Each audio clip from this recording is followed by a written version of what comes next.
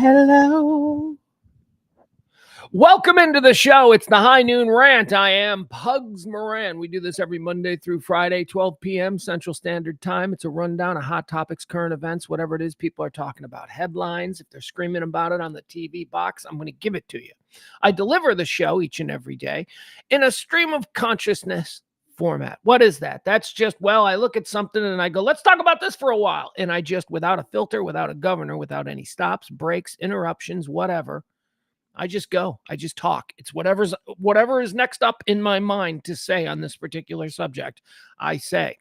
It's something we've been doing here around these parts every day for 3 long years. Thanks to our friends at Radio Misfits, the E-Gallery, and mostly you fine folks. All right, the show is performed in 4 segments. 4 segments, I call them quarters. This is just the stuff we got to get out of the way in the very beginning. First quarter of the show is called Antecedently on This Day. It's this day in history. That's all it is. It's this day in history. I cherry pick some events from this day in history, and we talk about them. It helps fuel the stream of consciousness that keeps me roaring. Quarter 2 is birthdays. You know what that is. Quarter 3, deads. These are people who died. These are people who died. Pour one out for the late, great Jim Carroll. Deads is fun. Deads is where we take a look at people's life and we investigate a little bit and we decide when they died, where'd they go? Up or down? Heaven or hell? We sit in judgment. Quarter 3, that's what that is. That's fun. Quarter 4, that's where the rubber hits the road, as I like to say. That's the meat in the meat and potatoes dinner. That's all the things that are happening today. That's hot topics, current events, headlines, whatever it is people are talking about. I'm going to talk about them. And hopefully, if you stay with us for the entire 2 hours plus, which is what this show typically takes, at the end of it, you'll be all prepped up. You'll know what's going on. All righty.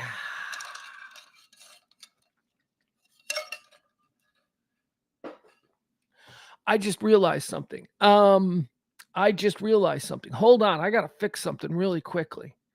I did not update this, and I really should have, and I apologize. Hold on. Give me a second here. He just said, hey, didn't he just say that there would be 2 hours of just uninterrupted him blabbing? And now he's saying, hold on, he made a mistake. I made a mistake because each and every show, we like to have an executive producer. And the executive producer of the day's show is the guy who tipped the biggest on the previous day. And we've got a new executive producer today. His name is Joel. Thank you, Joel. Joel is another strong and consistent supporter of this show. Thank you, Joel. We appreciate it. Joel is the executive producer. And if history is any guide, this is going to be a wang dang dilly of a show because Joel doesn't dick around. Now, about that, this show runs on your tips. This show runs completely on you being able to drop a little something from time to time. We had a couple of new tippers this time. Oh, it's Pledge Week. This is Pledge Week. This is the week that we push. And this is a Friday of Pledge Week, which means that it's the last and final day. And it's all I'm going to say about it for a while. But we did not meet our goal for the 3rd month in a row. It's disheartening, but it's okay. We trudge through. We make it. Ain't nobody dying of starvation. We're going to be fine. We keep doing these shows. It's just very difficult. But it's the end of the show today. We needed to reach a certain amount of money. And I screwed up the count early this week. It was my mistake. It was a bit misleading, and I was being way more optimistic. And unfortunately, that had to be adjusted. And we are still a little bit behind. I don't know how much. It's scrolling down below. So anything you can do in the next 2 hours to help keep us in a good frame of mind, headspace-wise, that would be wonderful. I think it's $78. That's what it is. $78 off the pace. But I knew that was going to happen because we needed to make $50 per show, every show this week, in order to hit what I had originally put as the goal. And we made a couple of days. We did, thanks to April. Go Mavs.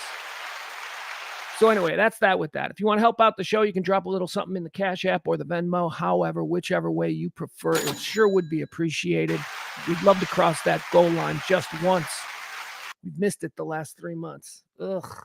All right, back to other things. Yesterday, our executive producer was April. Today, it's Joel. But yesterday, it was April.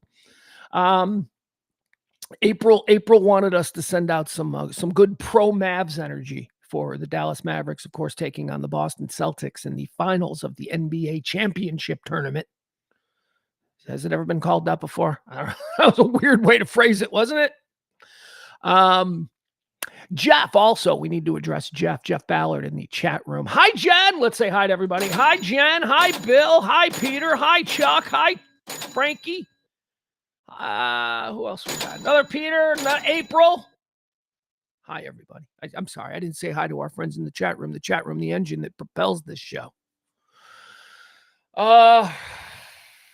So Jeff Ballard, he was taking on the role of Mafugi, or Cooler. I guess Cooler is the more understood version.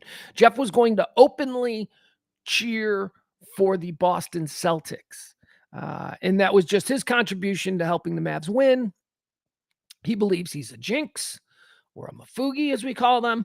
So he was openly championing the cause of the Boston Celtics over our dearly loved Dallas Mavericks. Well, you can stop that now, Jeff. We're good.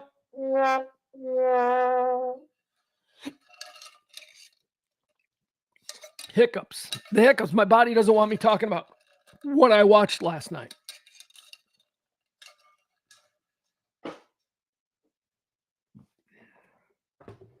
That was awful. Now, there were moments in the game last night. We're talking about the Mavericks and the Boston Celtics. The Mavericks lost. The Mavericks got blown out. And now I watched the first couple of minutes and then I had to go away. And I came back in the second quarter and it was like 29 points. It was like Boston was up by like 30 points. And I'm like, what the hell is happening here? Then they broke, and we get a little halftime action. They come back in the third quarter. And holy shit, I think they chipped it down to 9 or 8 or something like that. I'm like, we got a ball game here. We can completely hang with these here Boston Celtics. A team who, incidentally, I just figured all season long was the best team in basketball because that's what the experts were saying, and they seemed pretty good, and they seemed pretty scary. But my God, look at the Miracle Mavericks. Now, I talked about my Mavericks vibes, about how I wasn't getting Ranger vibes from the Mavericks. I got very strong and very clear Ranger vibes last year. And I was very confident saying, going out on a limb back when nobody thought it was even remotely possible, I said they'd win the World Series. They had put a team together and they had spent in free agency and they'd seemed to make a lot of smart moves, small moves, micro moves. So I felt good about the Rangers last year and I said so. I haven't felt that way about the Mavs this year. Now, I wasn't one of these people back in November who wanted Jason Kidd fired. You remember that? Remember those people? Who are those people? Who kept receipts? Anybody keep receipts on those blowhards? Jason Kidd's terrible. Blah, blah. Jason Kidd's awesome. Jason Kidd pulled this team together. Jason Kidd got Luka. Jason Kidd got Luka and Kyrie to not only play together, but to play defense at times. That's amazing. Look. A lot of smaller parts got added to this team. It's Jason Kidd has proven that you people in November that wanted his job are morons and should never be within 1,000 feet of an NBA decision maker. That being said, I don't feel the magic. And I was looking for the magic with the Mavericks last night. In the third quarter, when they were making that comeback and Luka was just cannon shit, and it didn't look like the Celtics could hit anything. I'm like, okay, am I starting to feel something here? And then, it didn't result in anything. And my takeaway was this. Man, this team is really good. And I think if they keep this core together, this team is going to be really good for years. And there is an NBA championship in their future. But man, oh man, does Boston look like they can just go into another gear when they want to. It looked, the whole of that game last night to me looked like the Boston Celtics were fucking with the Dallas Mavericks the entire game, just fucking with them. They let them get close. They let them get a little excited. And then in the fourth quarter, boom, forget about it. We're going to put it out of reach again. That's scary. Now, I know it's the first game. It's in Boston. And this team might have something. There is something undeniable about Luka and Kyrie and the way this team has been playing shutdown defense, especially over the course of the playoffs. Something we never really expected. They're banged up, I mean, Luka's a god. I hate Luka. Don't get me wrong. I want to go completely on the record here. I think Luka's a crybaby bitch. And by the way, the rest of the league, the rest of like sports, they all acknowledge Luke is great, but Luke is not likable. Luke is an a-hole.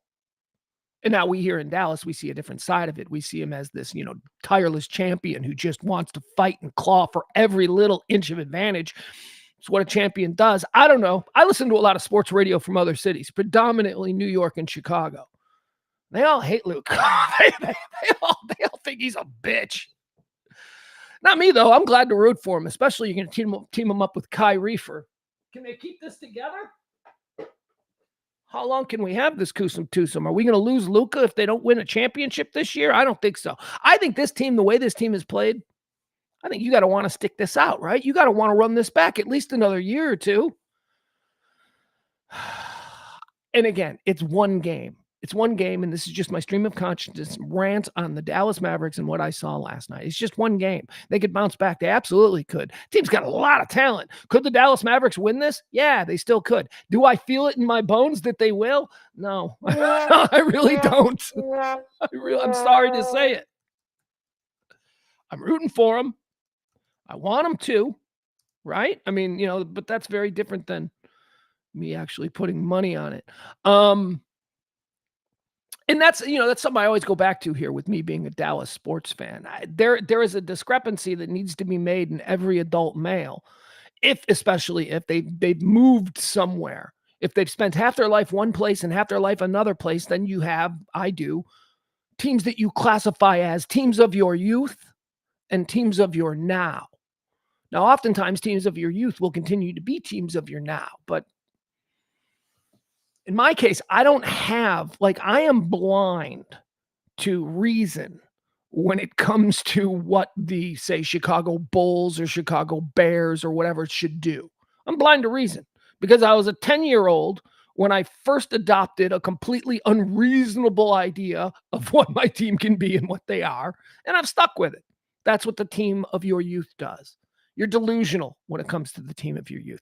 The team of your now is the team that you adopt as an adult. Oftentimes this happens it's 1980 and you moved from Cleveland to San Francisco. And by 1985, you're the biggest 49er fan on the planet. So a winning team, moving into an area where a winning team exists, that's a way to become a team of your now.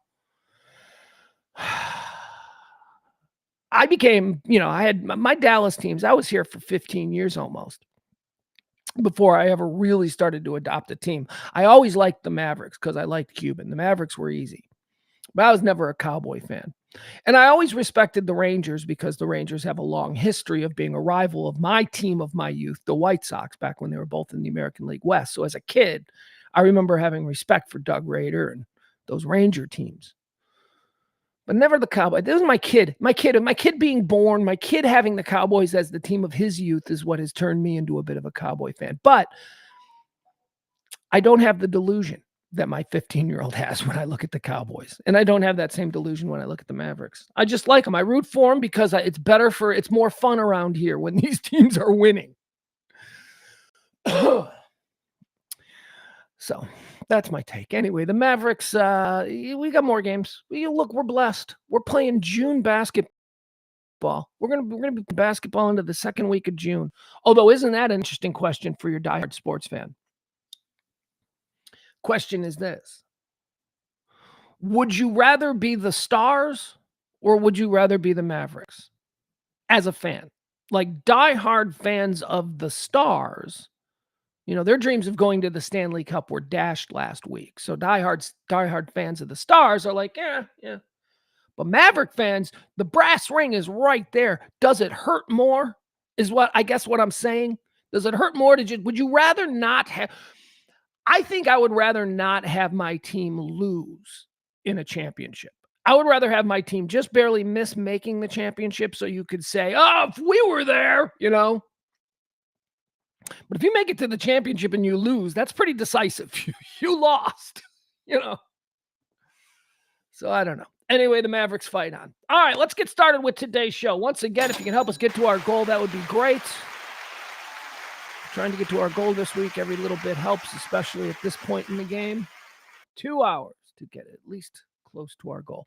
Let's start the high noon rant. I am Pugs Moran. We do this every day, Monday through Friday. It is the 7th day of June, year of our Lord, 2024. June 7th is the 159th day of the year. There are 207 more of these until New Year's Day, so get those New Year's Eve plans started. Hi, Pete. Hi, Bill. I said hi to Bill. I didn't say hi to Pete yet. Let's get started. Quarter one. It's antecedently on this day. Antecedently on this day, I look back at history. I cherry pick some of the things because I couldn't possibly cover everything that's occurred on this day in history. On this day, antecedently in 1892, Homer Plessy. Let's talk about Homer Plessy. Homer Plessy is arrested on this day in 1892 for refusing to leave his seat in the whites-only car of a train. Homer Plessy, he refused to give up his seat. 1892. I mean, we all know about Rosa Parks. God bless her soul. But do we know anything about Howard Plessy? Nah, probably because Howard Plessy's story didn't end too well. He was taken to jail, found guilty, and, lost to the annals of history. Homer Plessy, on this day in 1892, refused to give up his seat in a whites-only car and paid the price for it. Antecedently, on this day in 1899, American temperance crusader Carrie Nation, she began her campaign of vandalizing alcohol establishments by destroying the inventory of a saloon in Kiowa, Kansas. Do you guys know what this Carrie Nation thing was? And by the way, she's America's original Karen. I don't know why we don't call them Carries, or we call them Karens. We should call them Carries, because that's what Carrie Nation was. Carrie Nation didn't want anybody drinking alcohol because of Jesus. I don't know, the dude who turned water into wine seemed to be pretty handy at a party, and now you got this broad 1,000, 2,000 years later. She's telling all of us that Jesus doesn't like alcohol. I call bullshit on that one. So you know what Carrie Nation did? Carrie Nation, this is like a Monty Python bit. Remember when Monty Python would dress up like a bunch of women? Remember they dress in drag? They dress as old women, and then they just like beat the shit out of people with handbags. Remember that Monty Python bit? They just like all these violent old women. That's what Carrie Nation and her band of thugs were legitimately. Carrie Nation and a bunch of old ladies in dresses showed up at bars and started smashing kegs of beer and alcohol and just destroying everything. And she did this all across, what was it, Kansas? Where was she? Was she somewhere in the Midwest somewhere? So she did this like all over the place, and nobody did anything. You know why? Because it was a bunch of old women. And even rough and tumble, scary outlaw cowboy types, they didn't want to just beat the fuck out of an old woman. But they just went around and did this. Carrie Nation, America's number one Karen, the original Karen. We should call them Carries. She's a temperance crusader. Oh, God, one of these. How about you just don't drink? How about you just raise your children not to drink? How about you stop it?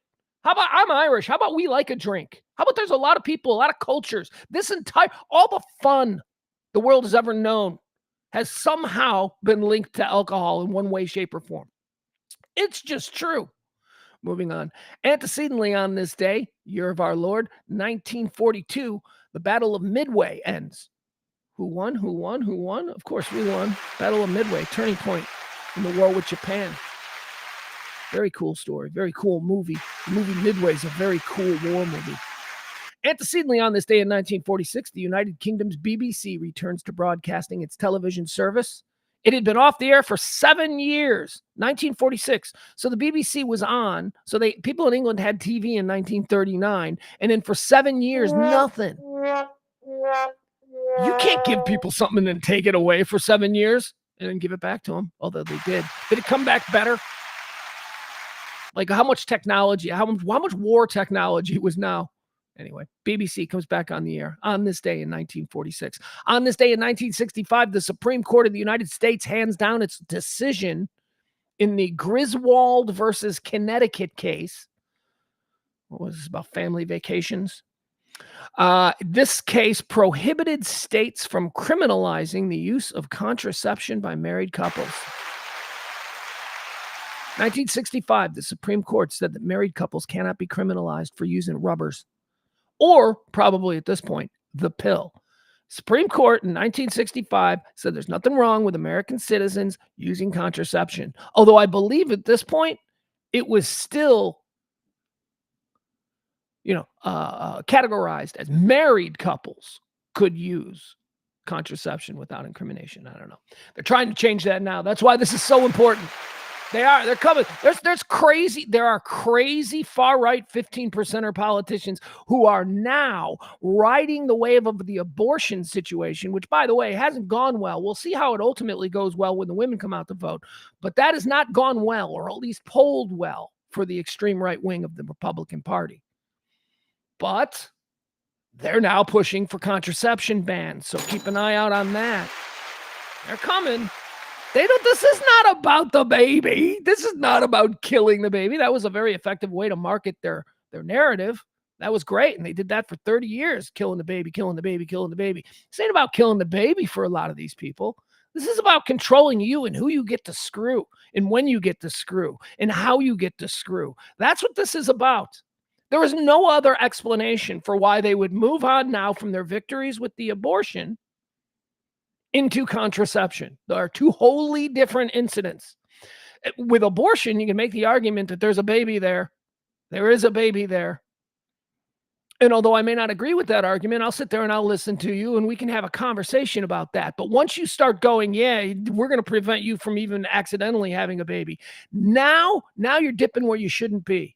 Now you're crossing some lines. You want to talk about something I think is going to be deadly for a whole bunch of loudmouth congressmen running for re-election. It's these issues. It's the women's access issues, and it's now the contraception issues. Because let me tell you, contraception doesn't just affect the women.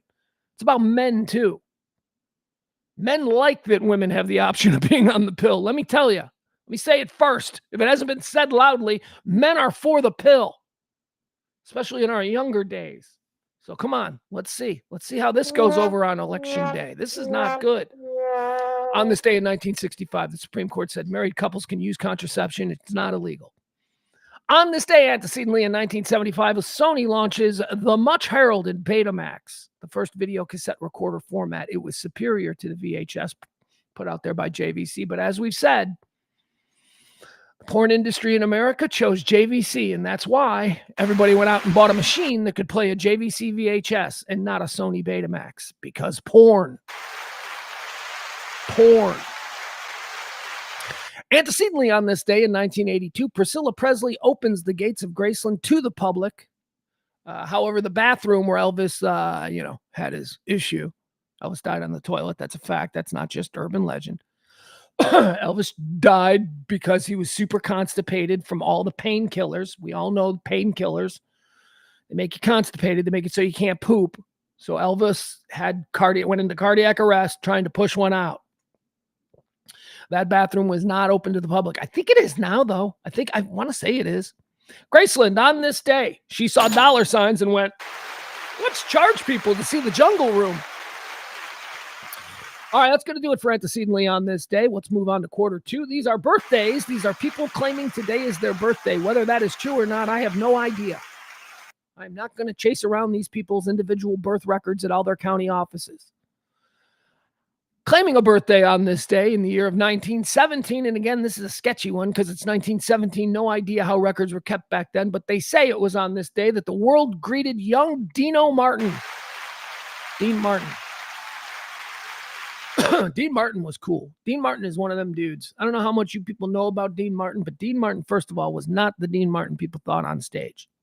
Dean Martin portrayed himself on stage as the drunk, as the lovable rogue, as the guy that, could be found in any number of starlets' bedrooms. He was that guy. He was always a little bit tipsy. That was apple juice. He wasn't drinking. Here's the irony. Everybody else was. Everybody else was drinking. Frank drank water on stage. Well, actually, they had bars and but when Frank was drinking water, that was almost always straight vodka.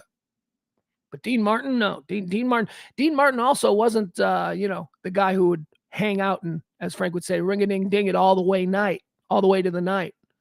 Frank stayed up. Frank was a guy who stayed up way, way late. Like, we're talking 7 a.m. Frank liked to end every day with him and a little group of dudes just drinking, just talking. That wasn't Dean. Dean went home. Frank married like 5 times. Sammy married to a different girl every couple of months. All those people were running around like crazy. Not Dean Martin. Dean Martin went home to Jeannie Martin, his wife. They had a bunch of kids. They had a suburban existence. This dude had that double life that Tony Soprano showed us in The Sopranos. Dean Martin went out and he was a member of the Rat Pack and he was Dean Martin and a superstar and everybody thought he was a certain way. And then when he walked off the stage, he got in his car and he went home to his wife and kids. Pretty cool guy. Dean Martin. Spent a lot of time golfing, though. That was the one thing on him. That, like, you know, he just showed up on stage for those Rat Pack things because he didn't really like the planning. He was golfing all day, and then he would just walk up on stage and be Dean Martin. He was cool. Here's another guy that's cool. Born on this day in 1940, Tom Jones, legendary Welshman. Tom Jones. What's new, pussycat? Whoa, whoa, whoa. Funny story about Tom Jones. I was at a radio station in Chicago, and I don't remember who it was. We had we were a very popular station in Chicago, the number one station in Chicago. Think of the ticket. Think of the way the ticket is here. That's how this station was in Chicago, and it had been that way for 20 years in Chicago. It was called The Loop.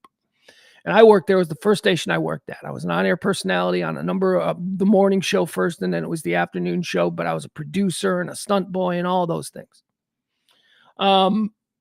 We put on a huge concert every year. And when I say a huge concert, I mean a record-setting concert. Every time we put this concert on at one of the area venues, we set the record.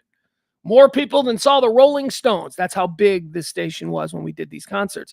At the last minute, and I don't remember who the band was, at the last minute, it was a very big band. Now, we were not a rock station. We were a talk station, but we were very powerful.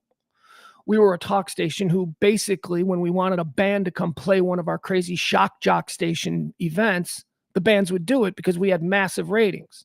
However, this show occurred during the time of the rise of alternative rock, and we had a new alternative rock station in Chicago called Q101. And Q101 said that we couldn't have the band that we wanted. We wanted a band. We wanted a specific band. And I don't remember who it was. It might have been the Smashing Pumpkins. But we wanted a specific band to headline our show. And the band agreed to do it. And then the record companies got involved, and they began catering to the music station because Q101 said, oh, really? That's a talk station. They don't even play your music. We play all your music, and we won't play any of your music if you let the Smashing Pumpkins go over and be branded with that station. Because it was Q101, it was the alt station. Pumpkins were the big band, so whatever. So we didn't get the Smashing Pumpkins, and we were mad about that. We're like, what? Who? This little pipsqueak alt station coming into the market thinking they can push us around? So on the air, everyone started joking about we could do any concert, and we could set a record larger than anything Q101 wants to try and do. And so we tested that. And the guy we chose was Tom Jones. What's new, pussycat? Whoa, whoa, whoa. Tom Jones hadn't had a hit in like 30 years. Tom Jones was like, you know, kind of a joke. He was corny. He was somebody that certainly the people at the station of the Loop and the fans of the Loop, they weren't really into. There were no Loop heads who had Tom Jones albums. But we decided to double down on it. We're bringing Tom Jones to, you know, Millennial Park. I don't know what it was called then. I think it was Grant Park. So we brought Tom Jones in. We promoted the hell out of Tom Jones. And we put like 100,000 people in Grant Park for Tom Jones. And let me tell you something, and this is why I wanted to talk a little bit about him, because it's his birthday today. He was born on this day in 1940. Tom Jones was totally down for it. He was like, whatever, you want me to be as cheesy, you want me, whatever you want me to do. He came on the shows. He hung out backstage. It was amazing. It was one of the best experiences that I've ever had in radio for a guy. We put on a massive concert for a guy that there was zero demand for. We did 100,000 people for Tom Jones, just to show Q101 that we didn't need the Smashing Pumpkins. Happy birthday, Tom Jones. What's new, pussycat? Whoa, whoa, whoa. He's got other songs, and he did them, and they were fun, and we all had fun. Born on this day, happy birthday, 1947, the great Thurman Munson. One of them things, man, I loved Thurman Munson. I was a little catching freak back then. I loved the catchers. Thurman Munson was the captain of the New York Yankees. He was the catcher of the New York Yankees. He was trying to hold that team together when Reggie came in, and Billy kind of became a Billy Martin, and Reggie Jackson became a big distraction. Thurman, he held that team together and won them a World Series. Thurman Munson died in a plane crash, and I remember exactly where I was when I heard Thurman Munson died in a plane crash. My grandpa was a milkman, and I was in some rando kitchen. Grandpa just putting milk in the refrigerator, because that's another weird thing about my grandpa's job. He just walk into people's houses. He didn't knock. He'd walk into someone's house, open the refrigerator, fill it with milk, and leave. It was weird. Anyway, we're in this kitchen, and the person who lives in the house, they come downstairs and they start talking to my grandpa, and they're like, "Hey, did you hear Thurman Munson died?" And it was the first I'd heard about it. I was like, "What? What do you mean he died?" And they're like, "Yeah, plane crash in Ohio." Thurman Munson, the captain, that born on this day in 1947. Born on this day in 1952. How about Liam Neeson's? He's a great actor. He played Michael Collins in the film Michael Collins about the Irish Revolution. That's my favorite role. Liam Neeson's born on this day. You know, I've never seen any of those "Where's My Daughter" movies. I don't. What is that even what he says? You know those movies that made him famous? He did like 15 of them. He's like constantly losing his daughter. He's like the worst dad ever. And by the way, his daughter's like, isn't it weird too? Because his daughter's like a grown ass woman. Like, she's a woman, man. She's just making her own decisions. In the original, was she little? I don't even know. Anyway, Liam Neeson's, I like him. And I refuse to say his name properly. Born on this day in 1952. Born on this day in 1958. Oh, my goodness. Hey, you know, this is interesting. Born on this day in 1958 and born on this day in 1959. Two icons of the Midwest. Two guys that represent the Midwest in their own possible, in their own unique way. Born on this day in 1958, Prince. Or was that more Michael? You don't have to be rich. That's Prince. We know that's Prince. Born on this day in 1958, of course, Minnesota boy. Northern Midwest. How about born on this day in 1959? A year younger than Prince. Former Vice President of the United States, Mike Pence. Indiana boy. Boy, they couldn't be more different, huh? Look at that. Two icons of the Midwest. Prince and Mike Pence. Prince born on this day in 1958. Mike Pence, 1959. Born on this day in 1967. Here's a real dick. Here's a guy I hung up on. Dave Navarro. Dave Navarro, ladies and gentlemen. He's a dick. He's a total dick. He was, I don't know, doing a cash grab in town once. He was DJing some party. And so somehow we walked in and they're like, "Hey, do you want to have Dave Navarro on? He's DJing some party." And we're like, "Yeah, I'll talk to Dave Navarro. That'd be cool." And so Dave Navarro came on and we started talking to him. We just started talking to him. I think we had, I know, like a month earlier, we had Carmen Electra in, right? And they were like a couple or whatever. So I think we brought that up. And then Dave Navarro goes, "Yeah, I'm just here to talk about my DJ gig today, blah, blah, blah." And he starts promoting his DJ gig. And we're like, "Yeah, that's great. That should be fun if people want to go and see Dave Navarro." And then we asked him another question. And he goes, "Hey, yeah, but we need to talk about my DJ gig, blah, blah." And he kept doing that. And I remember my partner goes, "You know, you're being pretty disrespectful. We're doing you a favor here talking about your stupid DJ gig." And then he goes, "Oh, stupid gig." And then we hung up on him. And that was it. Screw that guy. Don't come on and be nice. We're not, you're Dave Navarro. We're a couple of shit-eating DJs. We get it. But right now you're on our show. And these people that are listening, they listen to us. And they're not going to let you just fucking shit on us. We're not going to let that happen. Idiot Dave Navarro. We've had some bad run-ins with people. Dave Navarro is one I remember. Of course, Chrissy Hind of the Pretenders is another one. We hung up on her. Of course, we famously kicked Tanya Harding out of our studio, but she threw headphones at me. Tanya Harding, she went hard at me. Tom Jane pulled a gun, pointed it at Eric, our producer's head. That wasn't good. I don't think anybody else we had a fight with. I don't know. Whatever. But Dave Navarro, he's a dick. All right, let's go. Let's see. Born on this day. This is, Bear Grylls. Bear Grylls. Did he get eaten yet? And he's one of these guys we know is going to die, like, you know, because a monkey ripped his face off or something, right? What does Bear Grylls do? Does he get naked and get dropped into the woods? What is that him? Is that, I don't know, am I mixing stupid shows that I'll never in a million years watch? Happy birthday, Bear Grylls. Enjoy some worms. Isn't that what he does? Does he eat worms? Born on this day in 1974. Born on this day in 1975. He don't need to practice. You're talking practice. Allen Iverson. I love AI. You know what I love most about AI? I love who AI has become. I love what AI was. You know, a lot of people from the 90s have gone through some pretty magnificent transformations. I mean, all we got to do is look at the early gangster rap hip-hop stars. You can point to Ice Cube. You can point to Ice-T. You can point to Snoop Dogg. Snoop Dogg's basically an American stuffed animal at this point. Everybody loves Snoop Dogg, right? AI, Allen Iverson went through that as well. Allen Iverson was pretty regularly demonized by mainstream press, and I guess he did some things that probably brought it on himself, but whatever. AI was seen and categorized back then as one of them bad athletes. It's not him anymore. AI, Allen Iverson, has really transformed himself. In fact, Allen Iverson is one of these guys now who goes out of his way without public spectacle or spotlight to help and mentor young NBA players who, might be heading down to John Morant is one that Allen Iverson is trying to take an interest in. Now, I know what you're saying. We've seen this before.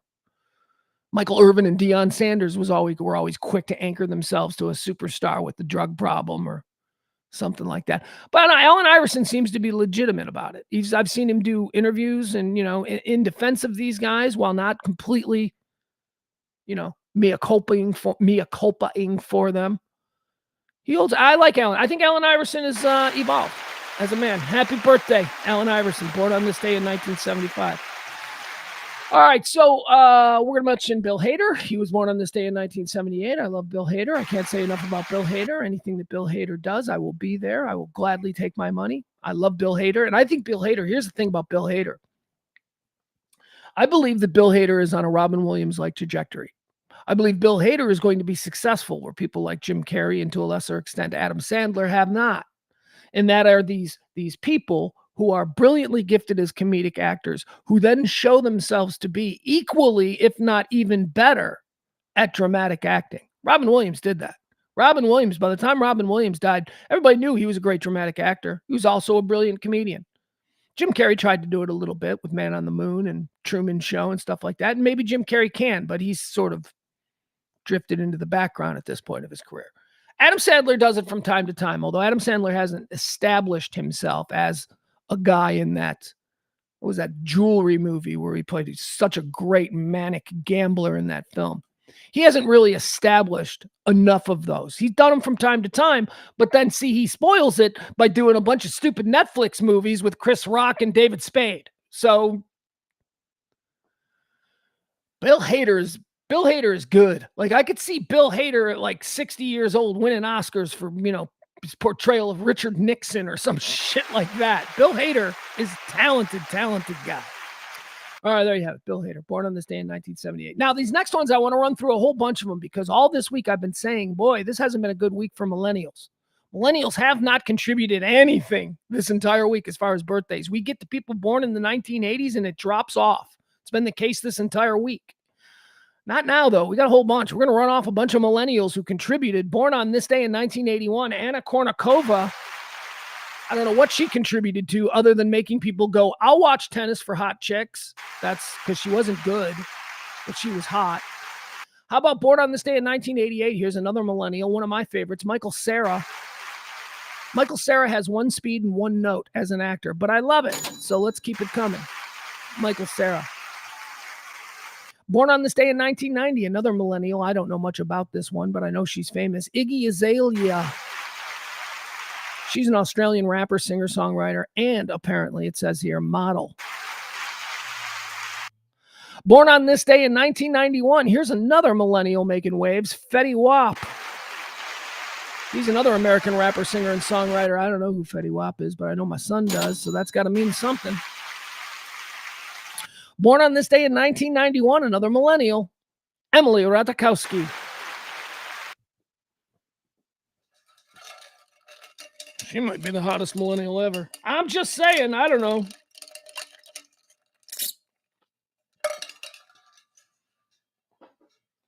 That Emily Ratajkowski, man. She's pretty hot. She's ridiculously hot. She's a different category of hot. Happy birthday, Emily Ratajkowski. Born on this day in 1991. Another millennial born on this day, 1996. Actually, we'll do two. Born in 1996, great running back, Christian McCaffrey.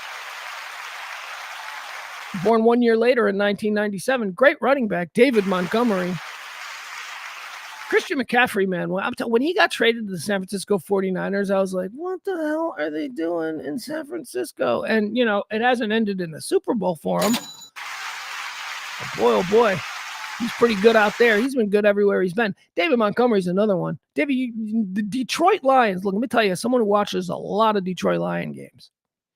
The Detroit Lions have a very good offense. They've got a great offensive line, but their offensive skill positions and their weapons, whether you're talking about St. Brown or you're talking about Laporte or whoever, they got Jahmyr Gibbs in the backfield. They also have David Montgomery in the backfield.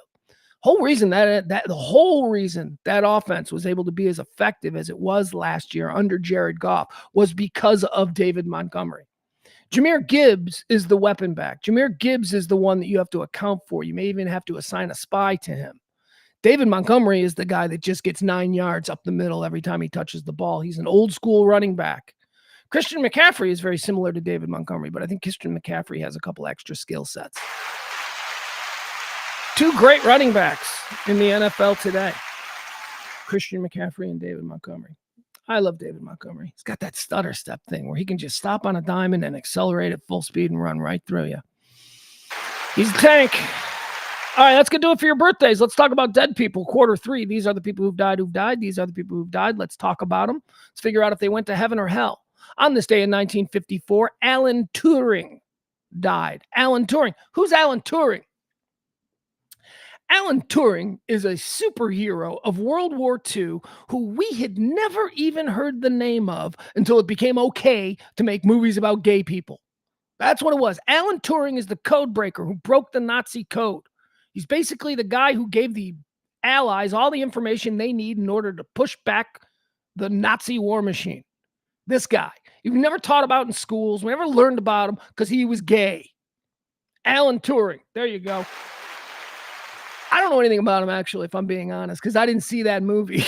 you know the movie. You know the movie about him. I don't know what the movie was called. Here's why I didn't see the movie. It's not because I'm a homophobe, because I'm not. I got a lot of friends who are gay. Got no problem with gays. Never have. Got no problem with accepting the idea that gays have been every bit as complementary to the advances of society as any other group of people. But I didn't see that movie because Hollywood presented it like it's a World War II movie about the single most important event to ever occur in World War II, the breaking of the German Nazi code. But we're Hollywood, so it's going to be a whole lot about how he was gay, ladies and gentlemen. I don't care about that. And I guess there's an argument to be made that, like, well, we need to see representations of this. Okay, but I'm really just interested in the story of a man who was able to figure out the code. I don't need to know or see these gratuitous scenes of him and his boyfriend making out to drive that home. You could just say he's gay. That's fine. Every time you do a story about a great man who's heterosexual, we don't have to see these extended scenes of him banging his wife. We didn't see Lincoln, bending Mary Todd over. We didn't need it. It was unnecessary. And that's one of the problems that I think that people, especially us, the 70% here in the middle, have with the way things have been the last few years. You want to know how Trump gets votes from pissed off people? It's from little micro things like this. Most people are fine with gays. We've got a story here coming up. Most people. We got a story here about how we think on these issues as compared to we did in 1985. I don't know. Alan Turing is a great man. We're putting him in heaven because he broke a code that was really important to us beating Hitler. So, of course, he's going to heaven. Preemptively, this next son of a bitch is going to hell because I'm telling you, this dude, there's no doubt about this guy. Dead on this day in 2013. Why? Because I believe the state put his ass down. Richard Ramirez, the Night Stalker. Look, you can give me your Dahmers. You can give me your Gacy's. They all have their interesting things, Dahmer. Dahmer's got the eating people. Dahmer's got the gay clubs. Dahmer's got, almost caught a bunch. Gacy's got the clown thing, which is really wild and weird and, just plays into a whole brand if you're a serial killer. But Richard Ramirez, the Night Stalker, he was, when I think of him, and there was a period in my life where I was really into serial killers. So I learned a whole lot about serial killers. Hell, you can just start with Wikipedia. Wikipedia will give you a list of serial killers, and you can just start clicking on people you never heard of and learning all about their dastardly deeds. Richard Ramirez, though, in all of these serial killers, he's the one that when you look at, you go, oh, yeah, that's fucking evil. Look at that guy.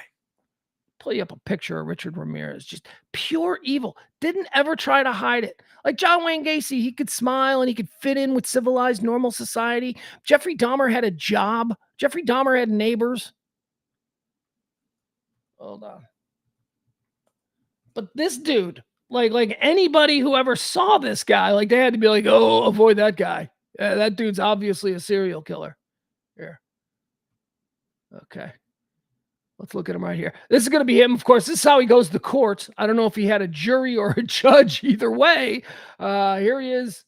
He just looks scary. Boom. Look at him. That dude looks like a serial killer. Look at, there we go. Look at this. Yeah, he's doing this. He's got the pentagram, the Satanist tattoo right there in the hand. That's cool. There he is. Yeah. Is that guy a serial killer? He sure is. He sure looks like one. Fucking nutball. Look at him. He's right out of Hollywood. He's like a movie serial killer. Look, what? Jesus, wait a second. Was he hot? Oh my God. Ladies in the chat room, I'm sorry. I need you to disconnect the art from the artist. Was Richard Ramirez hot? I'm looking at this guy and I'm going, what is that? The cover of Rolling Stone? What is he in a new boy band? The Manson family band? I don't know. All right, there you go. That's Richard Ramirez. Ladies, was Richard Ramirez hot? I think he was. He looks evil, though. He looks evil. All right, he's going to hell. Richard Ramirez. Dead on this day in 2013. Dead on this day in 2015. How about Christopher Lee? Christopher Lee was a great English actor. He always played creepy, scary roles. He played counts and monsters and villains and all of that stuff. I don't know anything about him, but I know as a kid he scared me, so let's put him in heaven. He did his job. As a kid, he was hired to scare me. He was a freaky dude. Christopher Lee, dead on this day in 2015.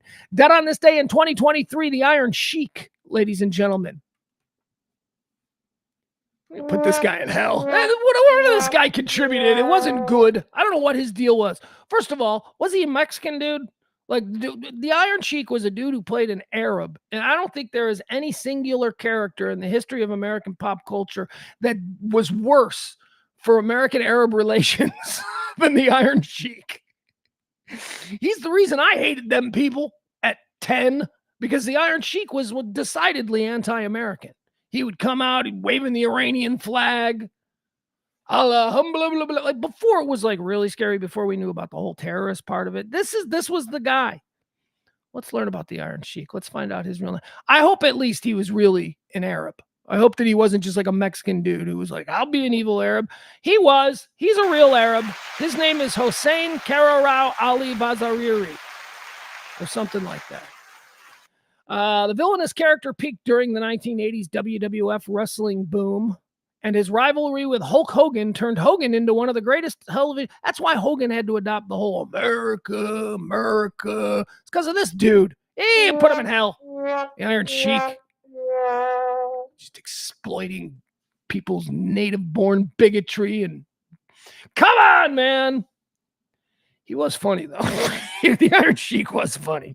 But still, you gotta go to hell. You can't. That can't beat your lasting contribution to the world.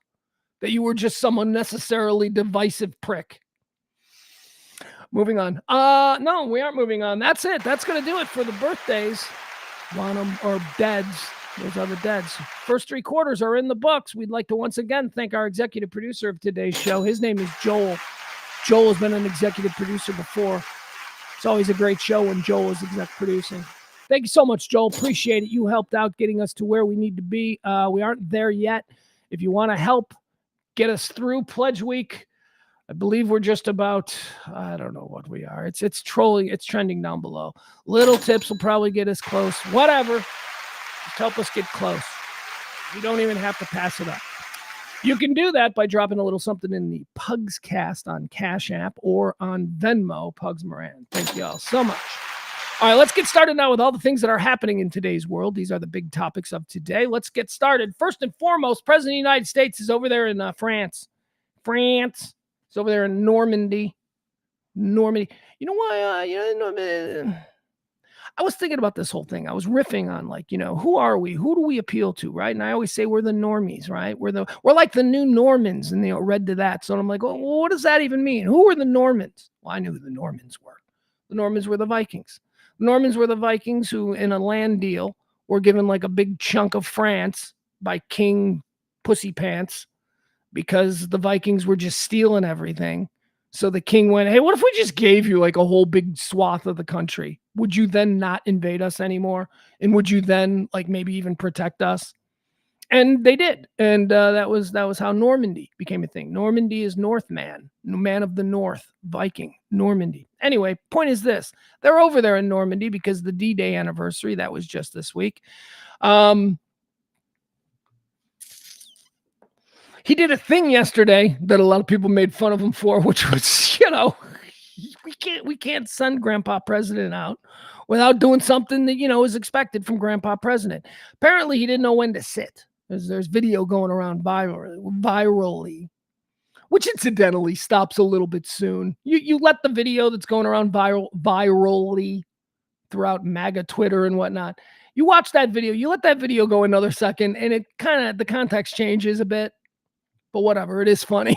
It is funny because apparently he was going to sit down, but the French president was standing next to him. The French president was still standing up, and then Biden kind of froze in between sitting down and standing up. And then they announced that Lloyd Austin, the Secretary of Defense of the United States, was going to speak. So then Biden was like, all right, maybe I shouldn't sit for this. And so he froze halfway. It was just very Biden-y. But then when you let that video play, because like part of it was Biden gets confused and tries to sit in an imaginary chair, and it looks like that. But then you let the video play one more second, and you see that no, there's a chair right there. He's just pulling the chair to him. Stop it. When an imaginary chair, there's enough organically here for you to riff on and humiliate the man without having to just invent things. It wasn't an imaginary chair, but whatever. He then got up and gave a speech about democracy and about how Normandy is important and blah, blah, blah. And apparently from everything I've read, it was a good speech. People were like, hey, he didn't shit his pants or, fall down, nothing like that. So, I mean, what makes a good speech from Biden at this point? I don't know. Moving on. All right, that's going to do it. Biden is over there.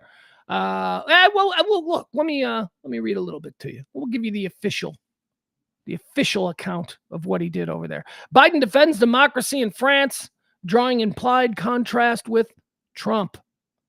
He didn't talk about Trump over there.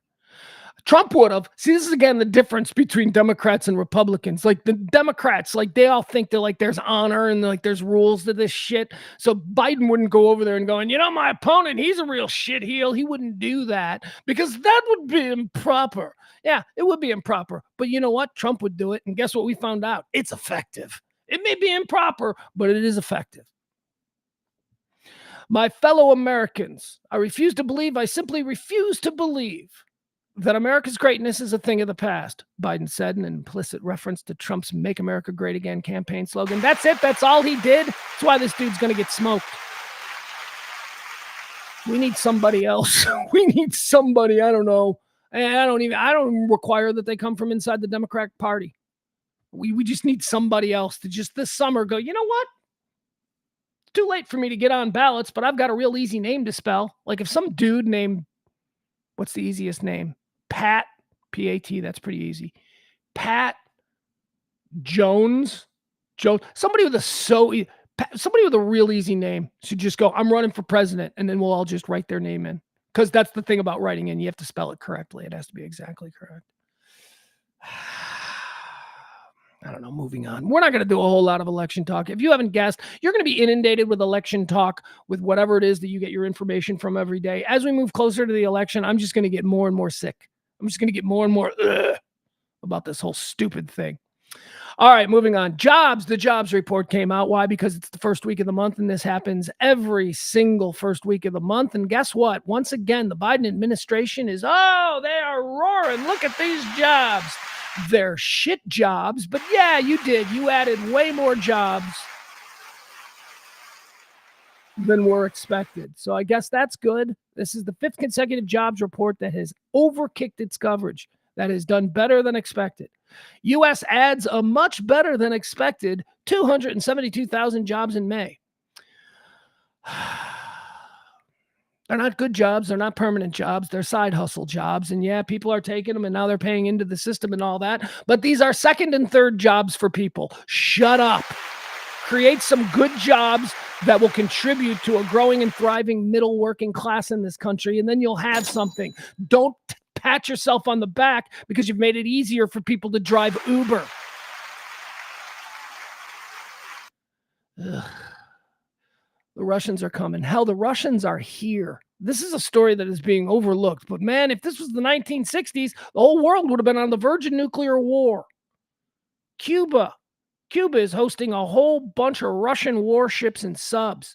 They're going to come. They're going to hang out. They're going to patrol around the Caribbean. They're going to be within 100 miles of our beaches. There ain't a damn thing we can do about it. Cuba, you were good for a while. Castro died. You stopped being pricks about everything. At least I think. I don't know. I don't follow U.S.-Cuban relations that closely, but it seems like they haven't been a story. Now all of a sudden, Cuba's inviting the Russians into our waters. Are you out of your mind? No one's going to give a shit. No one's going to give a shit. We should, but we're not really into America anymore. What does that mean? You know what it means. We don't. You know what? Let me tell you something. As a Gen X kid, here's the difference between me, millennials, and Gen Zers. As a Gen X kid, and as all of us Gen X kids, here's something that we know. We know who the fucking enemy is. Okay? We grew up in a time where it was made perfectly clear to us who the people who hated America was. We had evidence upon evidence upon evidence supporting this way of life and ideology, and I'm not changing it now. You millennials, you grew up after the fall of the wall. You people have no idea what it was like. We know who the enemies are, and they're parking their nuclear submarines in Havana. And to us, it's just going to be like, well, Putin's a good guy. You fucking traitors. All right. Well, here. Now I'll give you a little bit of actually what they're saying. I just gave you my take on the whole Cubans and or the whole Russians and Cuba thing, but here. Russian warships, including nuclear subs and a missile frigate, set to arrive in Cuba this week. How exciting. We didn't allow this stuff. This is not something that during the Cold War would have ever been tolerated. The Russian Navy ships and nuclear-powered submarines will arrive at the port of Havana for an official visit next week. There should be no official visits. They were invited by Cuba. What are you doing, Cuba? You know what you should be doing? You should be inviting the United States Navy. We're 90 miles away. Why are you being dicks? Why does Cuba continually have to be dicks? Cuba, you guys could be so much better if you would just embrace us. Remember how it was in the 50s with your cool-ass mafia casinos and vacation destinations? People loved Cuba back then. And you guys ruined it. Now you're like awful. Now you're basically like the Dominican Republic. Nobody wants to go there. Cuba's awesome. Cuba's so close. Cuba could be like, we wouldn't need Hawaii if we had Cuba. But no. Cuba, time and time again over the past 6 decades now, have chosen to bite the hand that would willfully feed them. The Cuban Revolutionary Armed Forces said that the Russian missile frigate, the Admiral Gorskov, the nuclear sub, Kazan, the oil tanker, Pashin, and the salvage, Nikolai Chaiker, are set to arrive in Havana Harbor on June 12th. The Cuban military is saying that the visit by the Russian ships is part of a friendly relation between the two countries. Yeah, we don't want a friendly relationship anymore between Cuba and Russia. Anyway, the Russians are coming. Hell, they're basically here. Let's move on. Heat dome. Are you hot? Oh my God. You guys, we are in this bizarre ass time of year around here in Texas. Which, when I say bizarre ass time of year, I don't know, it's like 9 months out of the year. It's like this. Look at me. I am inside and I'm wearing a sweater. Why am I wearing a sweater? Well, here's a question. Is it 100 degrees yet? Didn't it go over 100 yesterday? I think it did. Let's see here. It is currently 94. It's currently 94 degrees. It says it feels like it's 98. It's going to go up over 100. Doesn't say it's going to go up over 100 today. Okay, that's good. But anyway, because it's up in the 90s, we're in that we're in that time of year here in Texas where we need sweaters. We need sweaters. Certainly not for outside, but inside. So the air conditioning is so cold in here. I know it's like 100 degrees outside, but it's cold in here. So every time, you're indoors, you got to have a sweater with you. And I spend more time indoors, so I'm constantly wearing sweaters in July. Heat dome. That's what's causing this. We got a heat dome here in this country. Apparently, it's settled over the Southwest, and it's wreaking all kinds of havoc over the people in Phoenix and people they're setting records in like the desert areas of California, and it's just settling there, and it's about to move, and it's going to settle on us. 100 degrees. Remember last summer? It's going to be the same thing as it was last summer.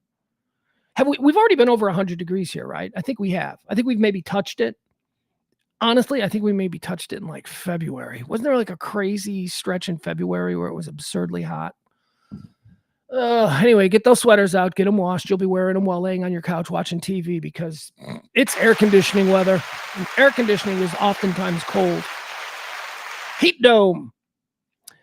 Clooney, let's talk about George Clooney here. I like George Clooney. What's not to like? George Clooney is a charming son of a bitch. He is a Nepo baby. I always tell that story. George Clooney didn't have to wait tables. George Clooney didn't have to park cars. George Clooney just lived in his Aunt Rosemary's guest house and went on auditions. Set up by his uncle, Mel Ferrar. Seriously, he's well connected. Anyway, George Clooney, he's lived a pretty decent life. You gotta admit, you look all the way back, he never struggled. George Clooney was born in like Lexington, Kentucky, or raised in Lexington, that area. His dad, that's a suburb of Cincinnati. His dad was like a big TV star in Cincinnati. So his whole life, he grew up George Clooney, the son of Nick Clooney. Hey, that's Nick Clooney's kid. Hey, we watch your dad on TV every night. So he was that guy. So he already had that. So life was pretty good. Then he's George Clooney. Like he just looks like George Clooney. That's good. What do you think he was getting at 16? I'm telling you, dad is famous, handsome, son of a bitch. Although it's my hope that he wasn't handsome. It's my hope that he was awkward for at least an extended period of time. Then he gets into Hollywood. He's got that hookup with the aunt who's going to fast track him into Hollywood's mainstream. He does that, gets ER, big star, goes to movies, becomes a huge movie star. He's one of those rare guys who was a superstar on TV and then left TV to go do movies, and he became an even bigger star in movies. So Clooney's that guy. I like him. There's a whole lot of things for me not to like him, especially if I was a jealous son of a bitch, but I'm past that. I'm old. I can look at him like, he's a charming son of a bitch, whatever, good for him. He waited forever to get married, then finally get married, and he's, with all the shit you can say about George Clooney married up. He married up. He married that Amal Clooney, who is like not only just a smoke show, she is just so exotically beautiful. What is that?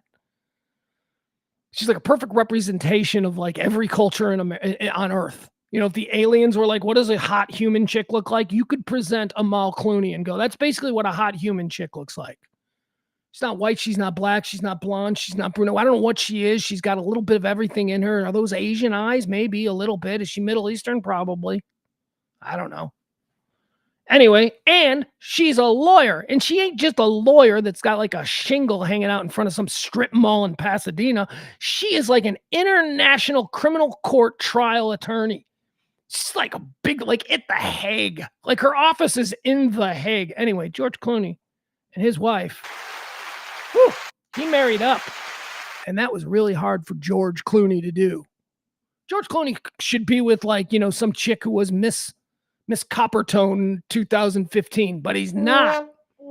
He's with an attorney, smoke show attorney for the International Criminal Courts. Now, why is George Clooney trending today? Because there you go. I've given you his whole backstory. George Clooney's also a very big supporter of the Biden administration. George Clooney is a guy who hosts benefits for him, raises all kinds of money. And you may remember a couple of weeks back, the International Criminal Courts, they issued an arrest warrant for Benjamin Netanyahu, the prime minister of Israel. This was a very provocative move by the ICC. A lot of people all around the world said, yeah, good, finally. But a lot of people also said, what? This is going to open the floodgates to criminal prosecution of world leaders that probably a lot of world leaders aren't for. Namely, here in the United States, the Biden administration completely slammed the charges, calling them ridiculous. Now, let's take a closer look at these charges. These charges were researched and filed, and the name on it is Amal Clooney of the International Criminal Court and George Clooney's So George Clooney's wife is the person who is behind this. George Clooney's wife, well, I don't know if she's behind it, but she was the senior ranking member of the team that filed and investigated and put these charges together. So when the Biden administration broke a little bit bad on this decision, calling it ridiculous, George Clooney picked up the phone and he called the White House and he yelled at some assistants to the president. And oh my God. Now, my question is this. A bit misogynistic on the part of George Clooney, huh? Thinking that his wife needs him to come run to the rescue? What's this about? You can't talk about my wife. That's a little bit beneath what I would expect from George Clooney. Is it chivalrous? Yes. Traditionally male husband behavior? Yes. Is it a lefty Hollywood thing? No, because, my woman is capable of doing all manner of things. She doesn't need me to intervene on her behalf simply because I may have connection. No, he did it anyway. He did it. He intervened on his wife's behalf. We don't even know if it was on his wife's behalf. Maybe she's pissed. Maybe she's over there in The Hague learning about this now. Like, what are you doing? Well, babe, I just didn't like him talking about you that way. Stay out of my business. I don't need you intervening on my behalf with the Biden administration. George Clooney. Traditional? Something justifiable that any husband would do if their wife's work was maligned in such a public way? Possibly. I mean, I don't know. Man, we don't really do that anymore, do we? I remember Ted Cruz, Trump's wife, ugly. Ted Cruz was like, yep, she sure is. Here's George Clooney being a traditional conservative married man. You, sir, can't speak to my wife that way. I bet she hated it. I bet that's caused a fight. I bet she got mad. Anyway, that's why George Clooney is trending. Apparently, he tried to use his connections to defend his wife from the Biden administration. What else do we have here? Pat Sajak. Pat Sajak.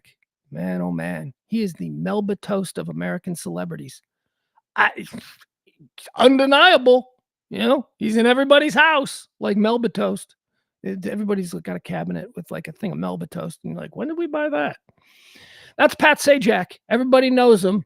Nobody loves him. Nobody hates him. He's just Pat Sajak. He's Melba Toast. So why are we talking about Pat Sajak? Pat Sajak is going to host his final Wheel of Fortune today. That's right. Wheel of Fortune is going away. No, is it going away? Who they going to get? Is Daniel Tosh going to be the new host of Wheel? Like, is it coming? They got to like host somebody new, right? It's got to be. Can't just wrap that up. That show's a moneymaker. There are still old people. Old people love that show, man. Old 6:30.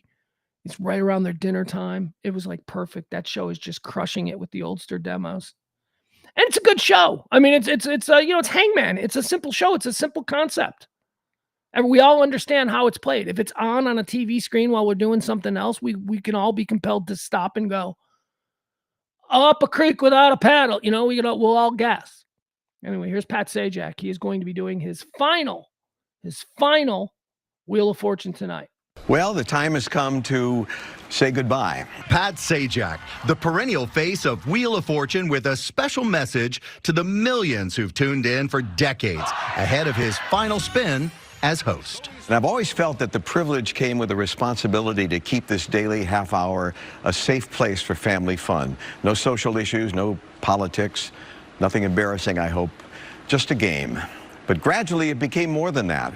A place where kids learn their letters, where people from other countries hone their English skills, where families came together along with friends and neighbors and entire generations. What an honor to have played even a small part in all that. Thank you for allowing me into your lives. Overnight, his longtime colleague, Vanna White. Here we go. Here we go. Kick it. Oh, what the heck. Delivering a love letter to her friend on the very show that helped make them both household names. We've laughed, we've cried, we've celebrated. Oh, gosh. All right, I got to stop it right here. I have a question, okay? Yeah, we'll put this down a little bit so that you can maybe see me. There I am. Okay, so I got a question. I know it's small. I had to pull this off of Twitter. That's Vanna White.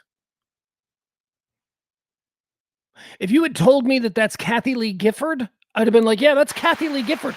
When did Vanna White start looking like Kathy Lee Gifford? Is Vanna White still on the Wheel of Fortune? She looks great. Don't get me wrong. What is she, 80? How old is Vanna White? She's got to be like in her mid 60s, mid to late 60s. She looks absolutely fantastic here.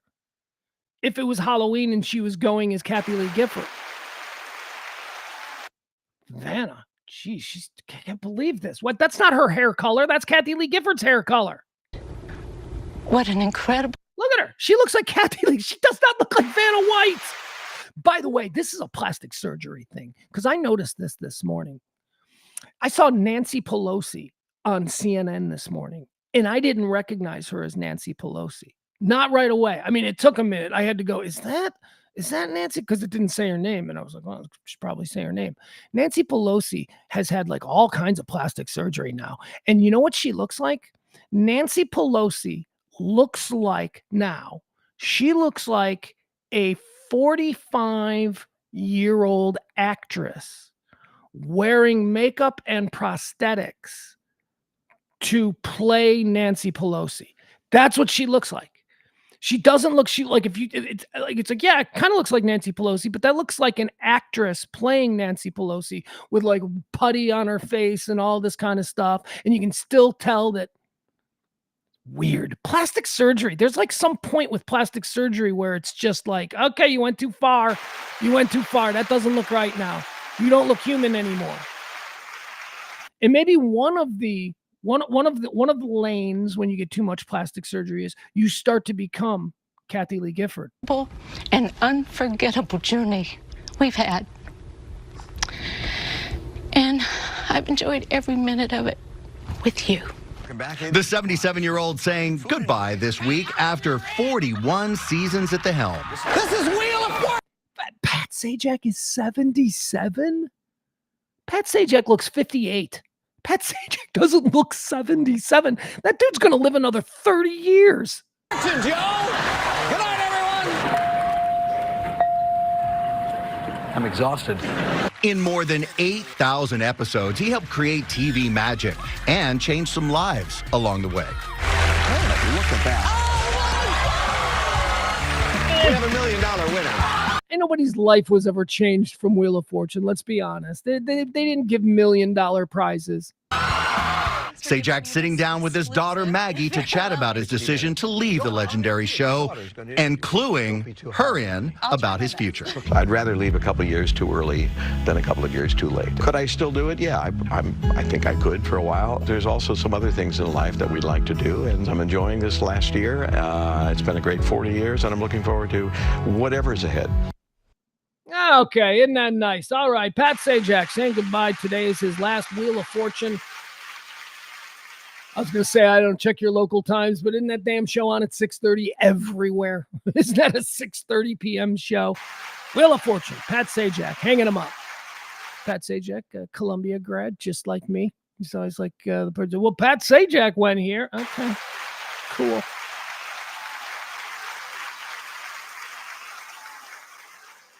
All right, what else do we have here? Joe Rogan is in the news today. Joe Rogan often finds himself in the news with some of the provocative positions he takes on his Joe Rogan podcast. Today, he's being, let's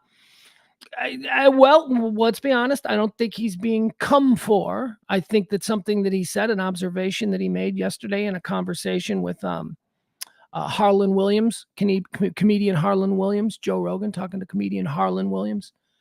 Joe Rogan made a statement and they turned into a conversation, and people are now up in arms about it. Although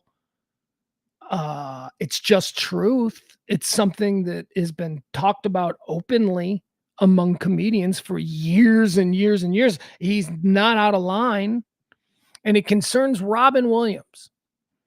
Joe Rogan on the Joe Rogan podcast talked about, and I'm not even going to say accused of or insinuated that. No, he matter-of-factly talked about the well-known fact that Robin Williams was a joke thief, that Robin Williams would steal other people's material and then use the material on much larger platforms like The Tonight Show or whatever, essentially meaning that the person who created the material could no longer use it because it was now being on a national basis associated with Robin Williams.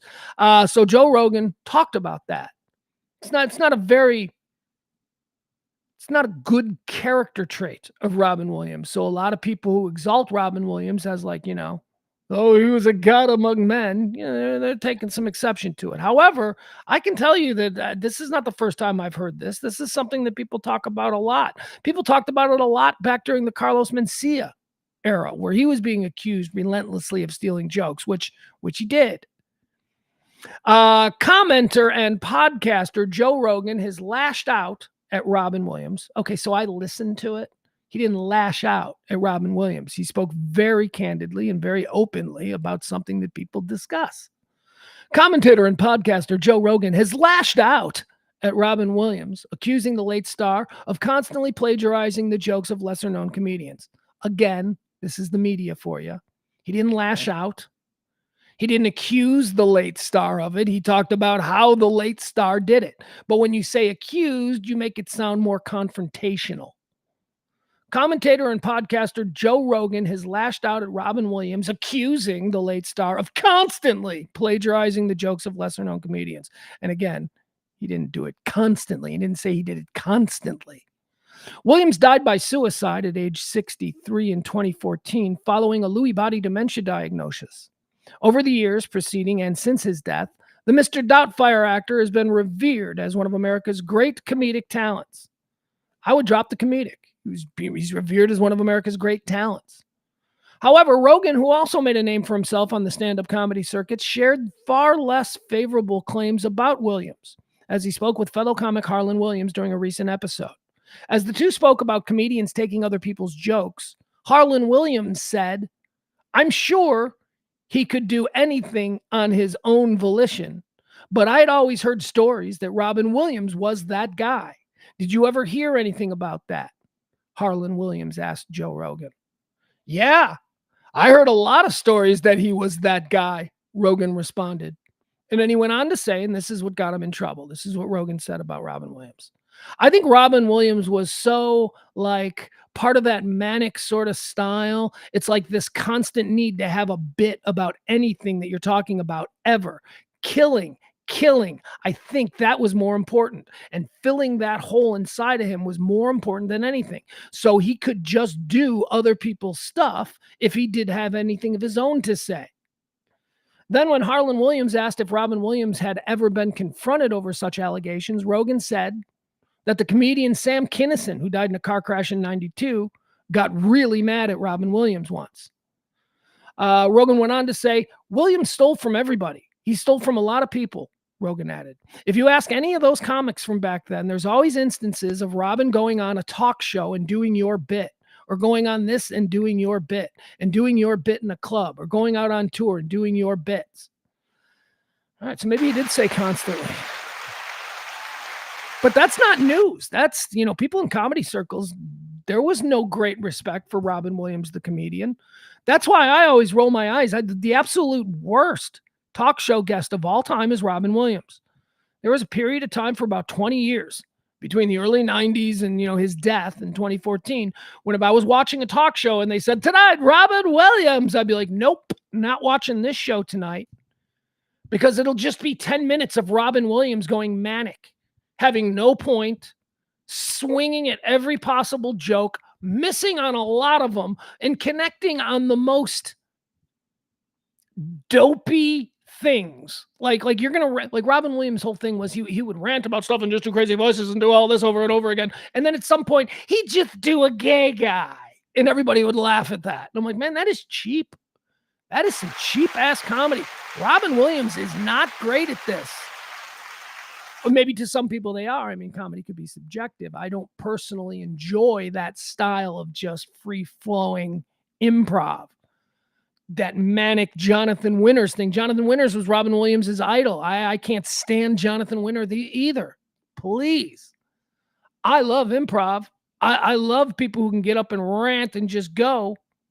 But I like it at an elite level, I guess. And Robin Williams, when he was on talk shows, that was not elite. That was just, okay, they expect this from me, so I'm going to do it. And I'm going to stand up and I'm going to sit down and I'm going to make voices. I'm going to make sounds. And I'm like, oh my God, you're exhausting.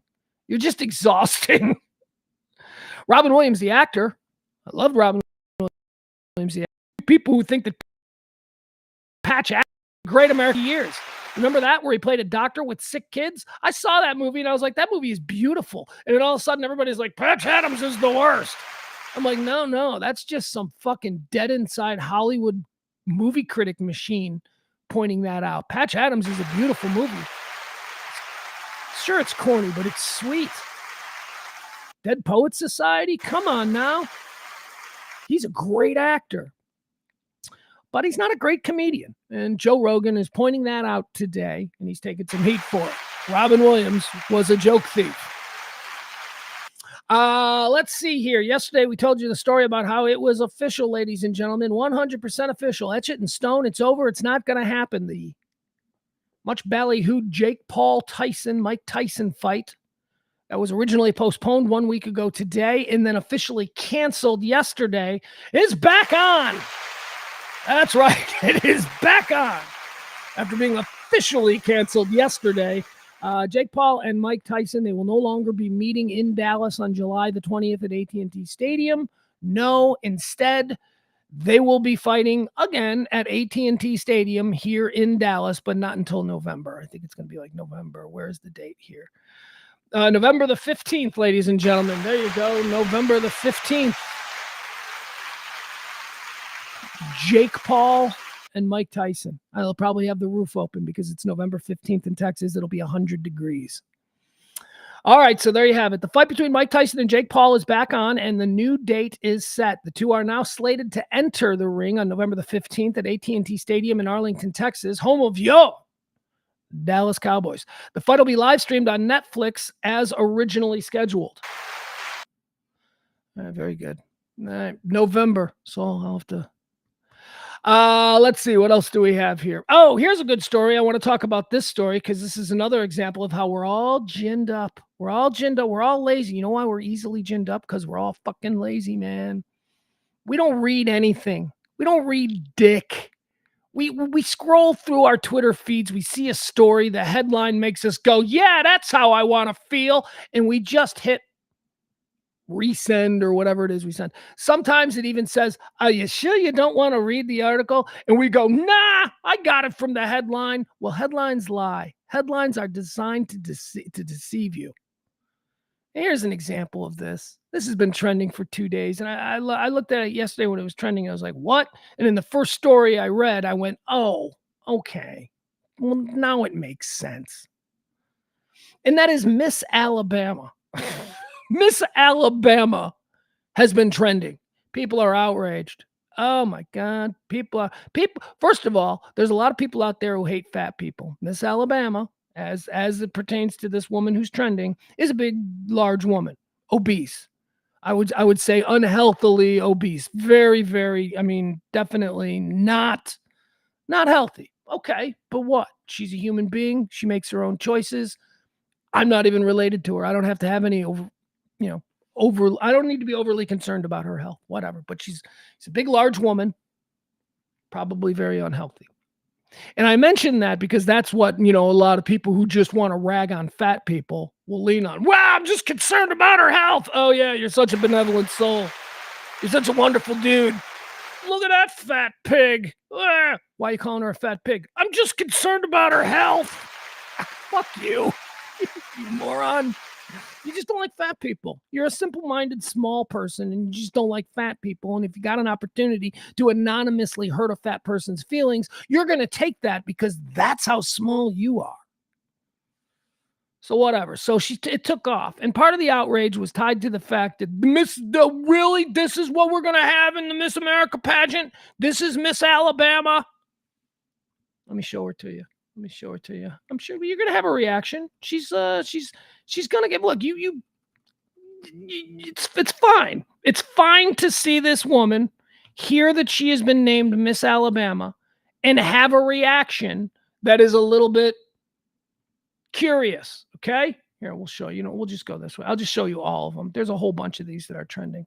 All right. So here you go. Let's start with. All right, so here she is. Yeah, well, we'll just show you this video. Why not? We'll get started with this.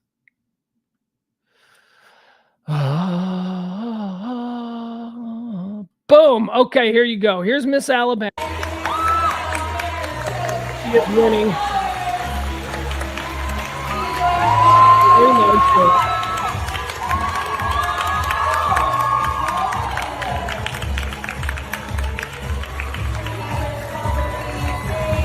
Now,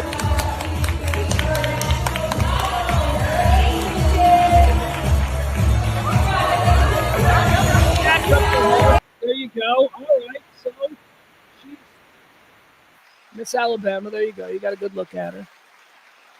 People are freaking out. This is what has happened to the America. This is the liberal influence on the beauty pageants. She can't represent America. What if she wins Miss America? Whatever. That's what people are, And then other people are like, that fat pig's unhealthy. I'm concerned for her well-being. And then you got these people. It's a stirring thing. You see her and you don't think Miss Alabama. You think, what is happening here? Based upon our traditional expectations of what beauty pageants typically produce, that does not fit. Therefore, we are justified being conditioned to expect a certain look with beauty pageants. We are to be expected to go, huh? Like a dog when it hears a weird noise. Doesn't mean that we're all horrible people. It just means that we're a little bit confused as to how this person who doesn't fit traditional social standards of what beauty is, maybe they're wrong, and they might be, I don't know. I hope they are wrong, because as an ugly person, I would like a new standard that maybe has me a little bit higher on the pecking order. Point is this. She wasn't Miss Alabama, okay? She's not Miss Alabama. She is not going on to represent the state of Alabama in the Miss America pageant or the Miss USA pageant or the Miss Teen USA pageant. But that didn't stop people, predatory manipulators who wanted to gin us all up because they know we don't read the fine print. They just posted this as, look at the new Miss Alabama. And everybody's like, this is the Miss America. This is what America is turning into. That whole thing. This is some stupid, non-important, fly-by-night pageant that has absolutely zero profile in the pageant system. Do you know what she is? She won the National American Miss pageant. That's what that is. Ladies and gentlemen, Miss Alabama, and she was representing Alabama. Miss Alabama won the National American Miss pageant. Not the Miss America pageant, not the Miss Alabama pageant, not a real pageant, not a profile pageant, not a pageant that we've ever seen on TV. This is one of those freaky pageants that they have at Ramada Inns out by the airport. It's not real, so stop it. But we all got ginned up by it. Oh my God, look at her. How dare they make her a representative of the state of Alabama? She's unhealthy. Yeah, that's it. That's what you care about. You care about her health. I love that. James Parker's always like that. Parker just doesn't like fat people. That's it. James Parker. I love James Parker, but he just doesn't like fat people, and he likes to make fun of people. He does. So and I don't know. Apparently, that's what he finds interesting. Fat people. I got a lot of friends who don't like fat people. That's a real thing. People who just simply don't like fat people. I got a friend who's a trainer who hates fat people, and I'm like, I'm fat. I'm like, you're my friend and I'm fat. Look at that slob. Look at that slob. That person probably can't even do a push-up. That kind of attitude exists. Now, I'm not saying that James Parker goes that far, but he always minds comedy, if there's a fat person to be exploited. There's a lot of people who are like that. Forgot what my point was. I don't know. It just seems like I just shit on James for no reason. I had a point that was going to bring this all back in. Anyway. She's not Miss Alabama. She's the National American Miss. She was the representative from Alabama in the National American Miss pageant. Now, what are my feelings on this? I don't give a shit. It's a stupid pageant. I figured, don't we think everything is fixed? Why not just imagine that's fixed? And that's why she won. I don't know, someone in her family gave some money to the judges, and now like the 400-pound woman now gets to walk around as, National American Miss. Good for her. And then, of course, you got the other side that is so irritating. They're like, good, this is good for body positive.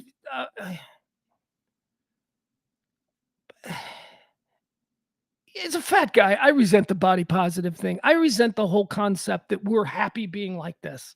I would love to be thin. I would love to be in better shape. I would love to look good in clothes. This idea that like, no, I need to just be body positive. No, I'm a failure. I am a failure in the act of trying to maintain a healthy weight. I'm a failure. I need to live with that. You know why? Because that's the only thing that might at some point get me to actually lose weight. I'm not body positive. I'm not comfortable. No, I'm a man in his 50s with a 15-year-old son and a heart condition. I need to take this seriously. Then just be who you are. A dad bod. No. Although dad bods, I guess, aren't unhealthy. They're fine. They're fine. You don't have to be, that's the other thing. You also don't have to be all yoked and ripped and all that stuff. But this woman that we just saw, that's concerningly large. If that was someone in your family, if that was your daughter, if that was your mom, whatever, you would be concerned. You would be concerned about their day-to-day existence because of their size. I don't know. I mean, you got people, good for you, girl. You just go. And then one person's like, yeah, it's anyway, she's not Miss Alabama. It's not a real pageant. This is not a real story. Nobody needs to be upset about it. It's probably just a made-up thing. It is the National American Miss Pageant, Miss Alabama. I really expected. I didn't look at the chat room specifically during that whole rant because I wanted to then go back and see all the stuff that Adam said. I really thought that I would gonna bait Adam with that whole thing. Didn't work. All right. I'm not being mean. It's just unhealthy. You don't care. You don't care about her blood pressure. You don't. Stop it. What you care about is getting a couple of laughs or likes from your friends by saying something mean. That's what you care about, you fucking duplicitous coward. Just say it. Yeah, fat people, they're kind of gross. Don't like them. They don't look as good naked. Be that guy. I'll have more respect for you because at least you're just being honest. That was the point. James Parker, at least he's honest. Just doesn't. He's not fat people don't appeal to him. He takes shots at him. At least he's honest about it. Actually, he's not, because now I'm remembering what I was going to say. His thing is always like, wow, it's unhealthy. And I'm like, dude, you don't care. James Parker, you don't care about Lizzo's blood pressure or whether she has diabetes. Stop it.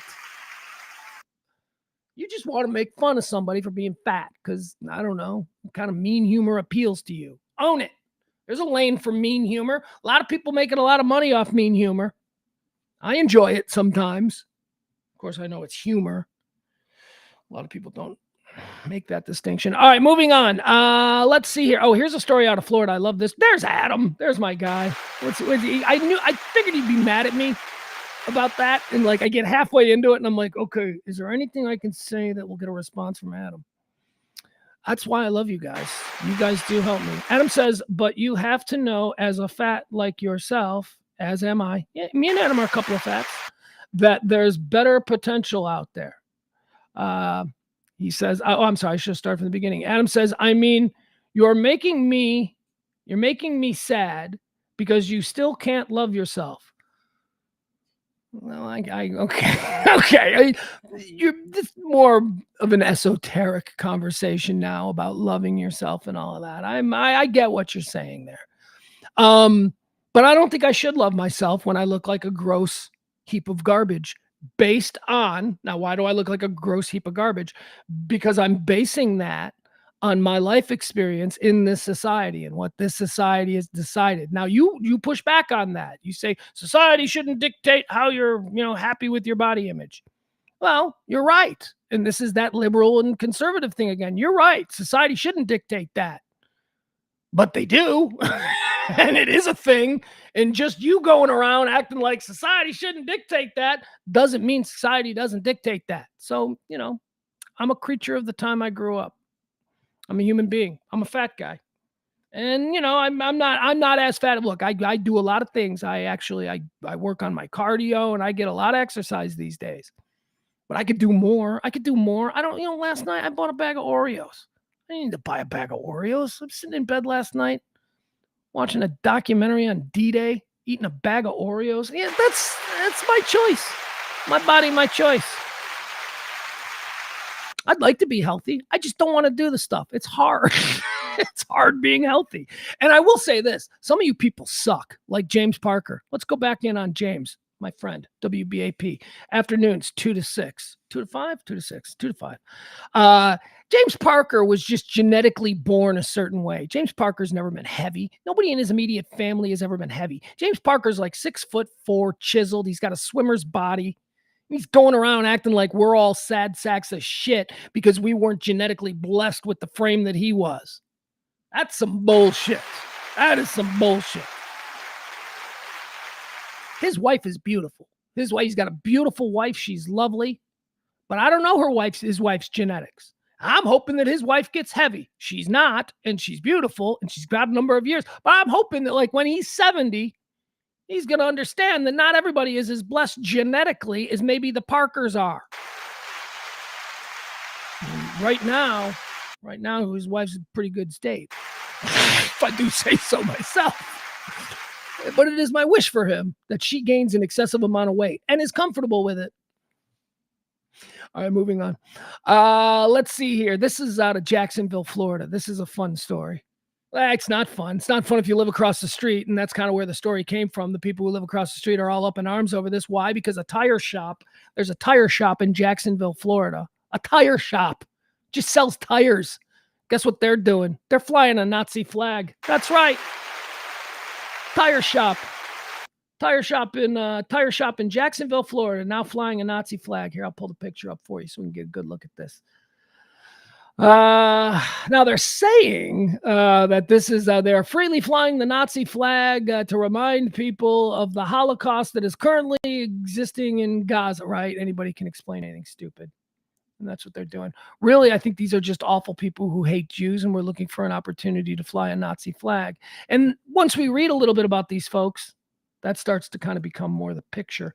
All right, here we go. This is it. Boom. There's your tire shop.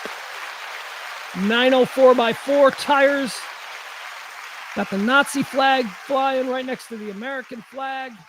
Florida tire shop flies Nazi flag to protest modern-day Holocaust in Gaza. And the owner insists the flag isn't anti-Semitic. All right. So he's flying this. So he's angry at the state of Israel, the Jewish state of Israel. He's flying this flag in defense of the people that the Jewish state of Israel is pounding, carpet bombing there in Gaza. So he is flying the Nazi flag in defense of the Gaza citizens. A Florida tire shop is under fire for flying a Nazi flag outside a busy highway on Wednesday as the owner defended his actions by claiming that it's meant to protest a modern-day Holocaust in Gaza. All right, now here's where it starts to become a little bit more, So the name of this tire shop guy, it's not Bubba Jenkins. It's not Chris Jones. It's not Lee Roscoe Hemmings. It's nothing like that. Dude's name is Radi Ahmad. That's right. He is an immigrant from the Middle East. He's a Palestinian. So methinks he probably doesn't like the Jews. I know he's claiming it's not the Nazi flag to him isn't anti-Semitic, but I think this guy kind of, because of Palestinian, I think you know what I'm saying? Radi Ahmad, the owner of 904x4 on Phillips Highway in Spring Park, said the stunt is his way of reminding people what Palestinians are going through in Gaza. He says it's supposedly the same as what Jewish people experienced during World War II under Nazi Germany. Quote directly from Radi is, I put that out there to bring awareness, to bring remembrance, to let people understand.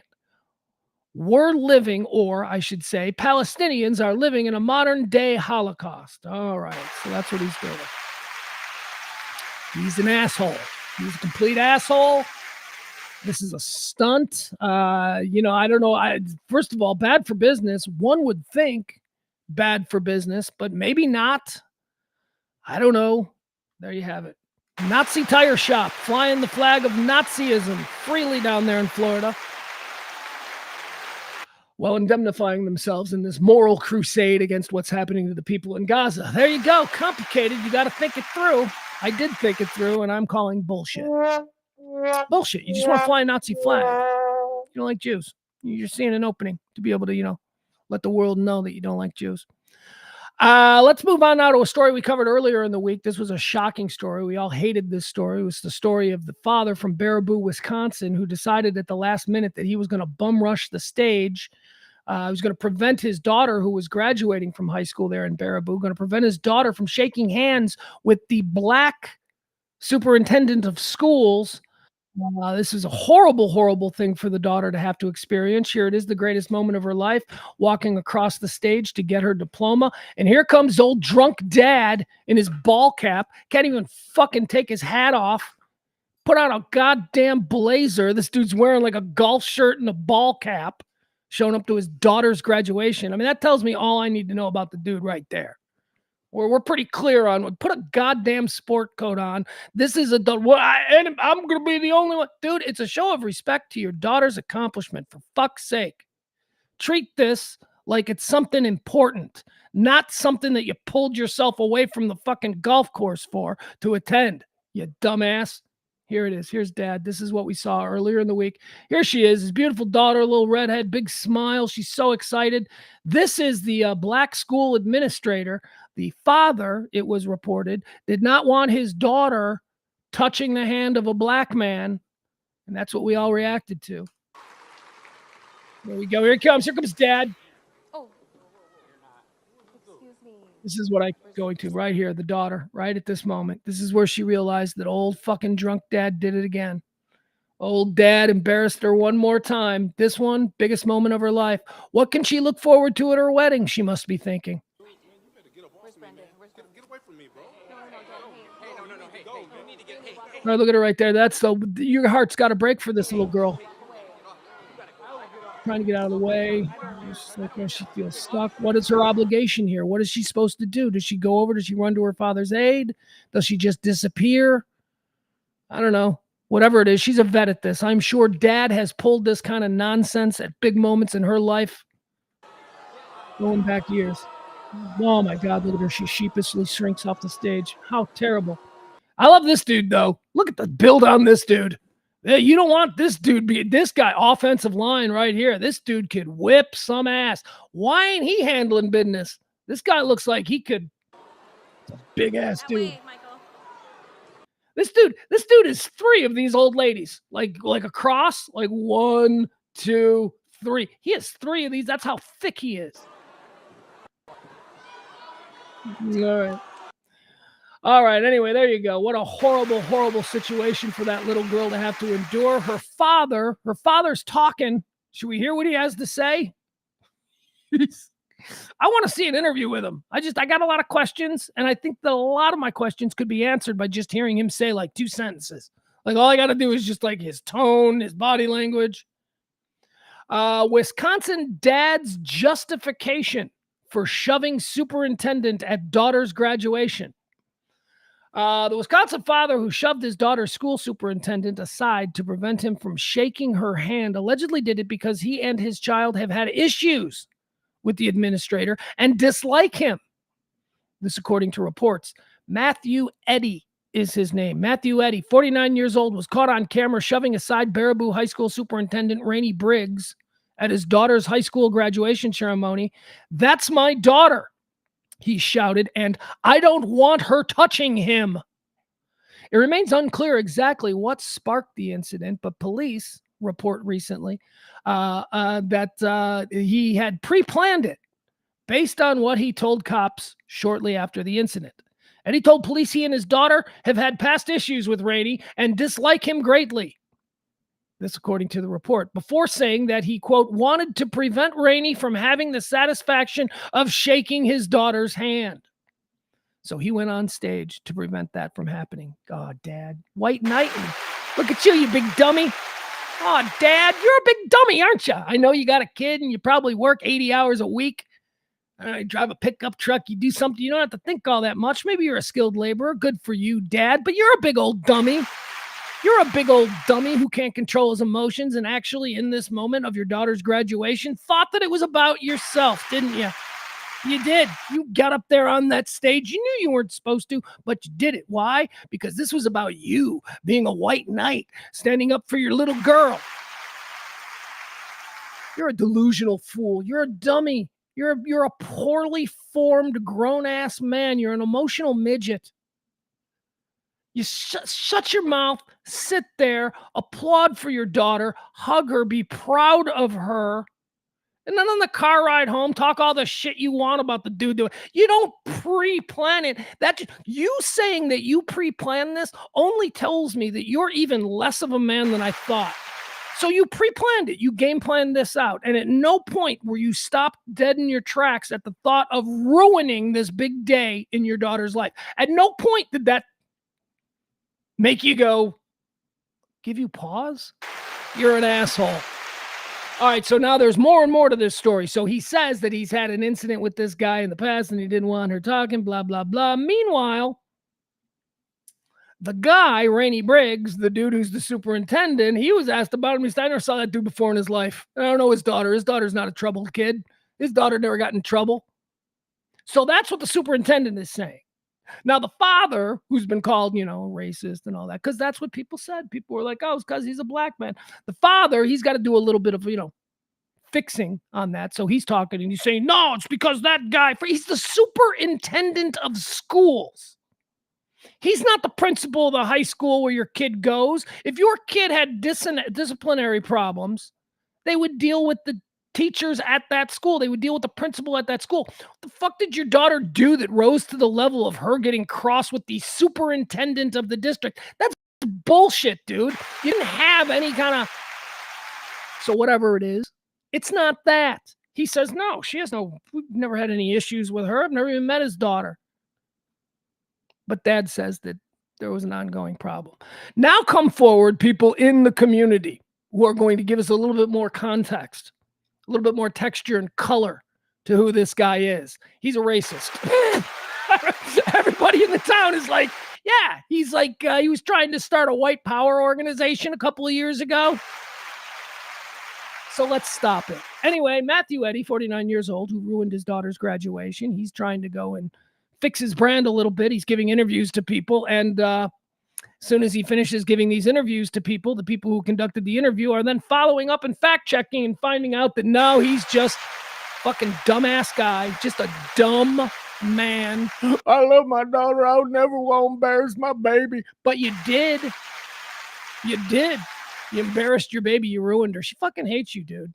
And I want my baby to love me. She fucking hates you, man. She does. She loves you. Don't get it twisted. She does. She loves you. She'll feel bad if she sees you get hit by a train or something. But she fucking doesn't like you. Your daughter thinks that you're gross. Live with that, you fucking man-child. All right, let's see. And again, this has nothing to do with motivation or anything. It has to do with the fact that at some point he must have considered this, the impact on his daughter, and he just pushed right through that.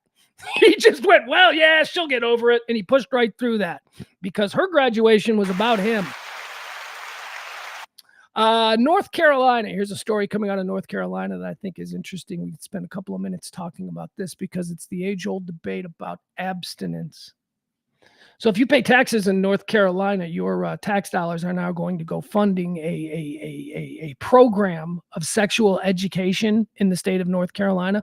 Let's say you're the parent of a 12 or a 13-year-old, a kid going through puberty, a kid that's got questions, a kid that's maybe a bit apprehensive about talking to mom about this stuff, but would welcome an opportunity to sit in the classroom and goof off with a bunch of their friends while some gym coach teaches them about menstruation, right? That's what sex education is. Like it or not, you actually learn shit. I actually learned stuff in sex ed. I know that sounds funny because we like to make fun of it, and the programmed response is, I didn't learn anything. I fucking actually learned shit in sex ed. Like I learned about a woman's menstruation and stuff. I don't know much because, that was a long time ago, but I learned how it happens. Like, we learned all about the sperm fertilization and all that. Sex education has a point. What is the point of sex education? Well, there is this understanding among adults that people go from being innocent children to being deviant sexual beings. And this happens in the course of, between 12 and 16. And maybe it's best because we can't count on one another as parents to actually give our kids the real information. Maybe it's best that we give these kids some kind of base outline on what the fuck is happening to their bodies. Because again, we can't count on parents for that. Parents don't do that. I never had the talk. I learned in school. My mom was probably like, you know what? He goes to a pretty progressive public school. He's probably going to learn about this stuff. And that is where I learned it. But in North Carolina, the tax-funded sex education program mandated by the state is now going to lean heavily on the conversation of abstinence, ladies and gentlemen. Abstinence. So my tax dollars for this new program that's going to radically change the way sex is taught in schools in North Carolina. So your radical sex education platform is going to be essentially don't have sex. Okay. But what if they say no? What if, and I know this is hard to believe, but what if these horny teenagers actually don't go, yeah, we're not going to not have sex. We're going to have sex. Then what? Should we have a backup for when they say that, nah, they're not going to not have sex? Because I know in North Carolina now you're banking on the fact that you're going to say, hey, kids, don't have sex. And they're all going to go, okay. And everything's going to be fine. I know you're banking on that, but I'm just, thinking downfield a little. Should there be a backup plan? No. North Carolina's new school health standards don't go far enough for some conservative groups in promoting the teaching of abstinence until marriage. The State Board of Education voted 7-1 on, wasn't even close, 7-1. They voted 7-1 on Thursday to adopt new healthful living standards for sex education in public schools that include multiple references to teaching about the benefits of abstinence. But conservative critics say the message is also mixed, with wording that could encourage students to have sex. Let's stop it with sex education, okay? Sex education is not about encouraging or discouraging people from having sex. Sex education is about what sex is. Whether you want it or whether you don't want it, it doesn't negate the fact that sex is something that exists. It is a thing. So it is, hey, kids, we're going to teach you about this thing that is probably going to absolutely control your life for the next 25 years. Maybe that's a good idea. But no.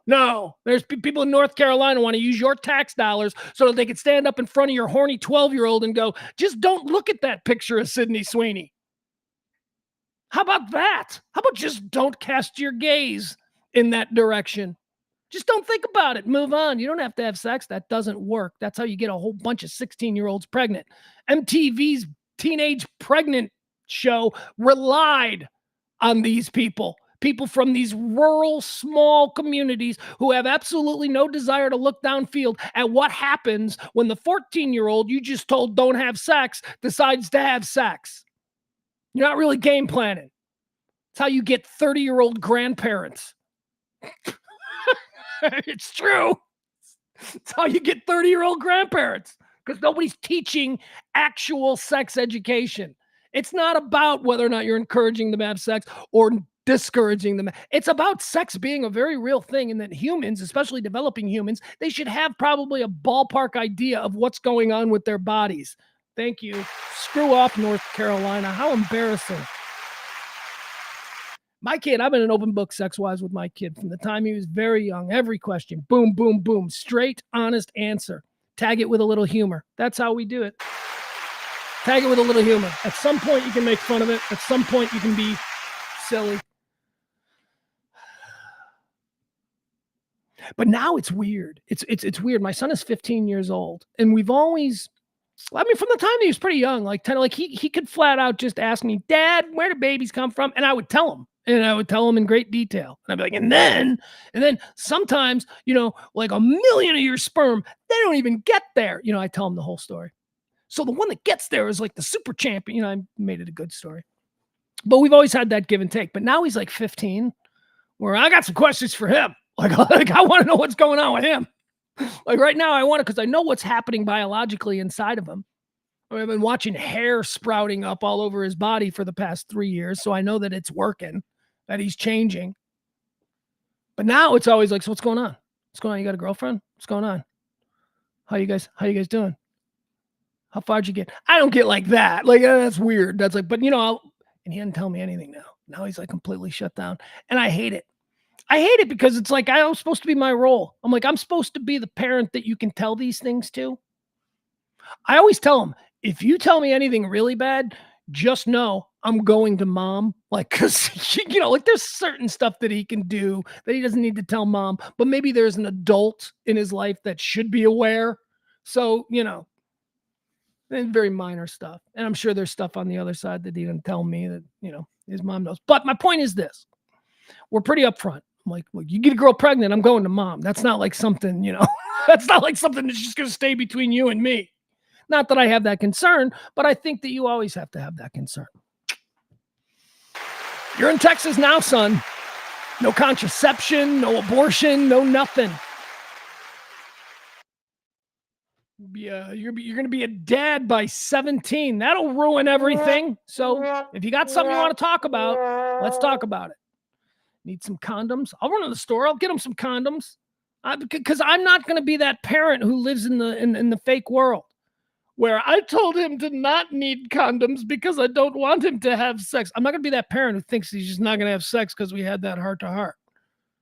You need condoms? You're probably going to have sex, right? I mean, if you're a dude, you're a 15-year-old dude. If the girl you're with is willing to have sex, I'm guessing you guys are probably going to try to have sex. Do you need condoms? Do you have any questions? That's who I am. That's the kind of dad I am. He hadn't come to me with that yet. Thank God. Thank God. Thank God. That's the other thing that I think about these kids today, as we talk about this. They are staying innocent much longer, right? And maybe this is this all related? Is this the butterfly effect of how we're all getting older and older? I mean, we just showed Pat Sajak, who's 77 years old.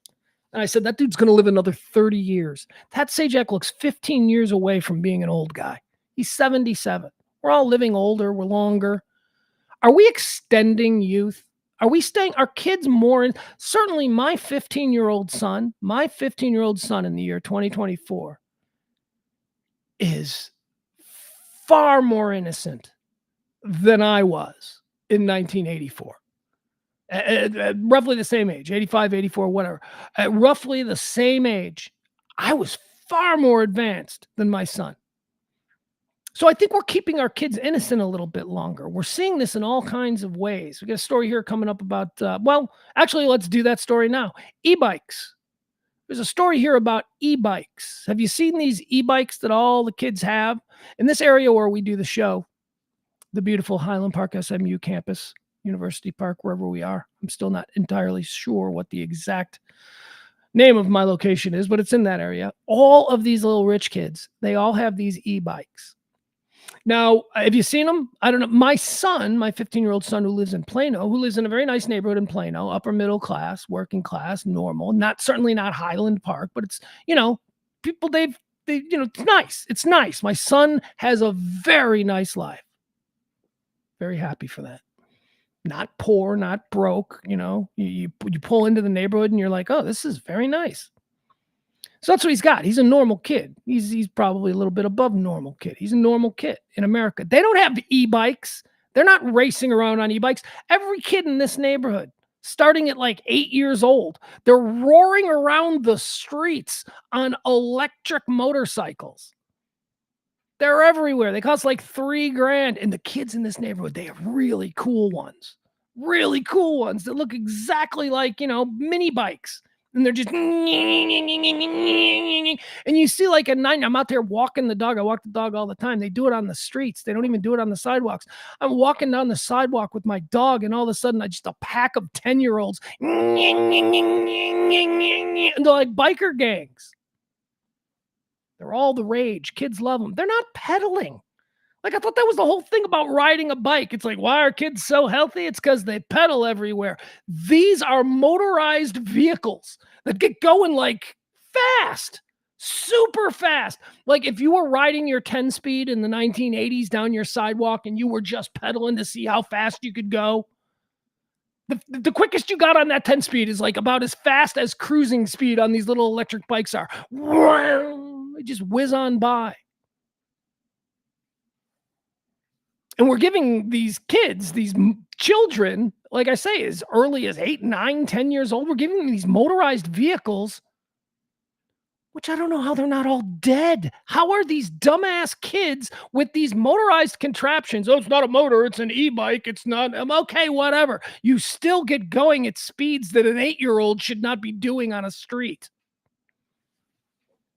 I don't like it. I know it's a big thing, and then the rich people got them, and, apparently it's trickling its way down into regular kid society, but I will tell you, it has overtaken the rich kids. The rich kids all have these things.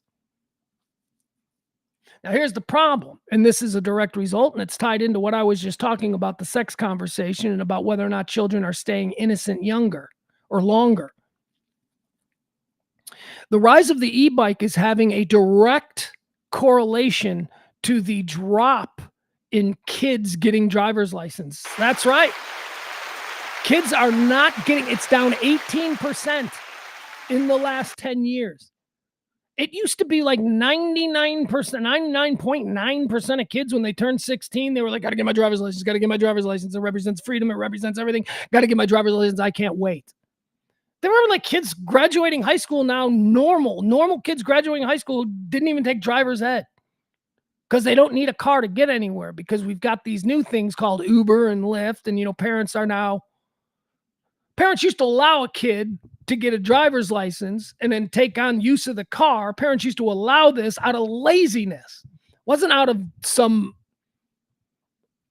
newfound trust in the responsibility of their kid. Giving your kid your car had to have been just nerve-wracking for our parents, but they did it because they didn't want to fucking have to pick us up from the party at 10:30 or 11 o'clock. So it's like, all right, you're 16, you can drive. Parents don't do that anymore. Parents now have Lyft. Parents now have Uber. Parents can now call a car to come and pick their kid up wherever they are. They don't have to go run up to the mall and drop everything because Tommy decided he wanted to come home from the mall early. No.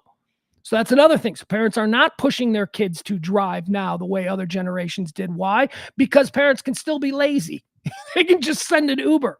But now they're saying that e-bikes among young people used to be that a 16-year-old might want a car or a driver's license because maybe his best friend or his girlfriend or whatever, maybe she lives a mile and a half away. And you don't want to walk that every day. You're going to be spending all kinds of time over there. So a 16-year-old in 1979 might be like, I'm going to get my driver's license. And if I want to go over to her house, I can borrow dad's car. But now they have e-bikes. Like these kids with e-bikes, these 16-year-olds with motorcycles. They're like, yeah, I'm not really, my distance now, I can travel really far. So that's another thing that's happening. These e-bikes and the delaying now of our children getting these. Oh, wait a second. I think I just lost. Hold on. Guys, I seem to have. I unplugged the computer. There we go. Actually, it wasn't me who unplugged it. It was the dog doing dog stuff. So let me get this here.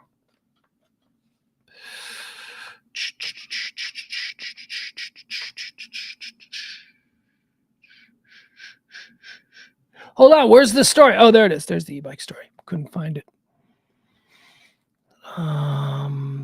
It says teens are taking to suburban streets across the United States while skipping a classic rite of passage, driving a car. Instead, their families are spending as much as $3,000 on e-bikes, the battery-powered vehicles that offer the convenience of traditional bikes without the sweat and strain that comes with pedaling. All the things that we used to herald about bike riding. It's healthy.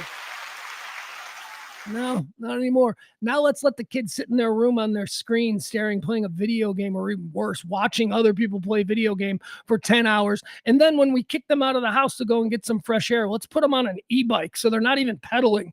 Now they're just... Many parents see e-bikes as alternates to shepherding their kids between school and sports practices, particularly as the number of teens with driver's license falls year over year. Yeah, okay, so there you have it. E-bikes. So that ties into what I was saying about innocence. And I think getting a driver's license at 16, I believe that is a box that gets checked about, your child growing up. You've crossed this plateau. He's driving now. That used to be something people would say.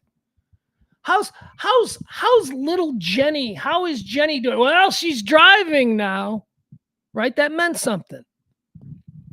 Doesn't mean anything anymore. And now it's like, my kid's 19. He doesn't even have a driver's license. Takes Uber everywhere and has an electric bike that he rides over to his girlfriend's place. We're keeping our kids younger. And again, I think it's all a butterfly effect. I think we're living longer. I think that, a 50-year-old is not what a 50-year-old was 20 years ago. I think an 80-year-old is not what an 80-year-old was 20 years ago. And to that end, I think a 15-year-old is not what a 15-year-old was 20 years ago. All right, there you have it. That's going to do that one. What else do we have here? Boy, we're running over time. That's okay. We are desperate to make our bank this week, so I'll do a little bit of extra overtime. Maybe it means one more tip into the coffers. Wisconsin Dad, we talked about that. We did. There's the e-bikes. Oh, here's something. Oh, so there's been this. Let me make sure I get this right, because it comes from one of those sketchy ass English tabloid newspapers. Comes from the Sun. But apparently they put a list together of the largest and smallest penises and boobs in the world. They broke it down geographically. Average penis size by country poll and then average boob size. So this is kind of fun. You want to guess the continent that has the top 5 largest penises? You want to guess? Or are you afraid of being called racists? Because, they did this geographic poll, and it was determined that all the African nations have like the top 10 largest penises in the entire world. Sorry about that, rest of the world. Here you go. Actually, look at Venezuela comes in. Venezuela. Oh, and Colombia. Oh, and Lebanon. Okay, let's do the list. All right, here you go. The number 10 largest penis in the world is found on men in Cameroon. Cameroon is Africa, right? Probably. Maybe. It's an island. I don't know. Cameroon. Big giant hogs in Cameroon. Average size. Is this flaccid or erect? Average penis size. Is this flaccid or erect? I think that's important, right? Average erect length. Okay, so this is erect. Cameroon, 6.56 inches. Number 9 is Colombia. Look at that, South America checking in. South America. Colombian dudes, 6.59. 6.59 inches while erect. Lebanese. Look at these people. Look at the Lebanese. This I did not expect to see. I did not think of the Lebanese men as being, packing hogs, but the Lebanese are number 8, 6.62 inches. Number 7. Now this is nice. This is nice for the good people of Venezuela and the ladies of Venezuela. Or I don't know, is that too big? I'm not gay. I've never had to, handle anything that was excessively large, my own included. Venezuela comes in at number 7, 6.67 inches on average. All right, number 6. Number 6 largest penis in the world. Are you ready, folks? Nigeria. The Nigerians have a 6.69 inch penis. All right, now let's go to the top 5. This is just to be expected. Number 5 is Ghana. Number 4 is the Republic of Congo. Number 3 is Ecuador. Number 2 is the DR Congo. I don't know what that is. There's 2 things. There's the Republic of Congo and the DR Congo. And the number 1 in the world, 7.7 inches when erect, go to the men of the Sudan. The Sudan, it's Africa. Why so now? So now, that's racist. No, it's not. It's fact. It's fact. So why? So now this is where the racism comes in. But you got to ask the question. So why? So why are human males who come from that particular part of the country, why are their penises bigger? Why? And it's not just like if it would be one thing if it was normal for dudes in, Scotland to have 8-inch cranks. And then you'd also have dudes in Sudan with 8-inch cranks. Like if it was spread out evenly all around the world where there was the same likelihood of finding a giant crank, I'd be like, well, it's just a human thing. But no, it's not a human thing. It's people from this region, the top 10 largest cranks, 8 of them are from Africa. So why is that? What is the answer to that? There's got to be a scientific answer to that. I mean, I know that there's probably a bunch of racist dudes who's got an answer for that, but I want to know, like, is there really a reason? Is there a theory? I'd love to know. And then I'd like to know why the smallest penises are all in Europe. Yeah, they are. They are. They're all in Europe except for Great Britain. Great Britain actually has Great Britain does pretty well. Men in Great Britain have pretty normal sized penises. They're much bigger than the United States. United States, we're in the bottom 25% of the world with our tiny little American penises. All right. What else do we have here? Where have penis sizes changed the most? Here you go. This is fun. Oh, since 2022, Venezuelan penises have gotten bigger. On average, 1.42. 1.42 inches have been added to the average of the Venezuelan man in the past 2 years. United Kingdom, their penises are going down. The United Kingdom was 5.63. Now they're down to 5.17. America has stayed the same. America and Russia. American penises and Russian penises are the same, 5.2 inches on average. How exciting.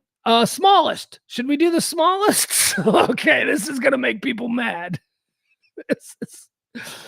Ladies and gentlemen, the nation with the smallest penis, and it says here, 4 years in a row, nation with the smallest penis, Italy, ladies and gentlemen. The Italians have tiny little ones, 4.92 inches. Then you got the South Koreans, right? That's kind of expected, right? Isn't this where we now go on a run? The way we expect the big ones to be in Africa, don't we expect the small ones to all be in Southeast Asia? Italy was a surprise, got to be honest. Number 2, just a little bit bigger than Italy, South Korea. Number 3, Thailand. Then you got Honduras, then El Salvador, then Egypt, then Vietnam, then Canada. Oh, that's unfortunate. The Georgian Republic and Bolivia. There you go. Those are the 10 smallest penises. The smallest being Italy. Want to do boobs? Want to talk about boobs? Now, I don't know, and this is an honest question. They're talking about average boob size around the world, what women are naturally, and I don't know if it's natural. Because, in America, we got a lot of breast implants. A lot of women who have small boobs end up with big boobs because of science. So I don't know if this is being factored in, but here's what you need to know about boobs. The biggest boobs in America, or the biggest boobs in the world, they're not American. They're Eastern European. They're Russian. Russian women have the biggest boobs. American women have the second biggest boobs. Naturally. I don't know what that's about. That's very good. Canadian women also have big boobs. British women have big boobs. Let's see here. What are the biggest, though? Is it Russia? I don't think it was Russia. It wasn't Russia with the biggest boobs, right? It was, no, it's Norway. There you go. It's the women of Norway. Their boob size average between a C and a D cup. That's the average of women in Norway. Women in the United States average a C cup, as do women in England, and women in Russia also average between a C and a D, but Norway gets the nudge. Norway is number 1, biggest boobs. And they're like 6 foot tall with big boobs and blonde hair. They're just gorgeous. Just gorgeous. All right, there you go. That's the big dick and boobs study that was done. That's what you get with this show. You get that kind of. What else do we have here? We did the North Carolina, the abstinence program being taught. What else? That's about it, you guys. I think that is about it. Here, I'm gonna do this. We got we're about done here, I think, with our show. I don't know where we are with the tips, but if you can help us get across the line, that'd be great. I'll leave up the tip thing right here. I took it down, so I'll put it back up there. If you can help us, we'll find out. We'll be back on Monday. I wanted to talk about my friend, my buddy Rob in the chat room. I need to look into this a little bit more. So maybe on Monday we'll talk about my buddy.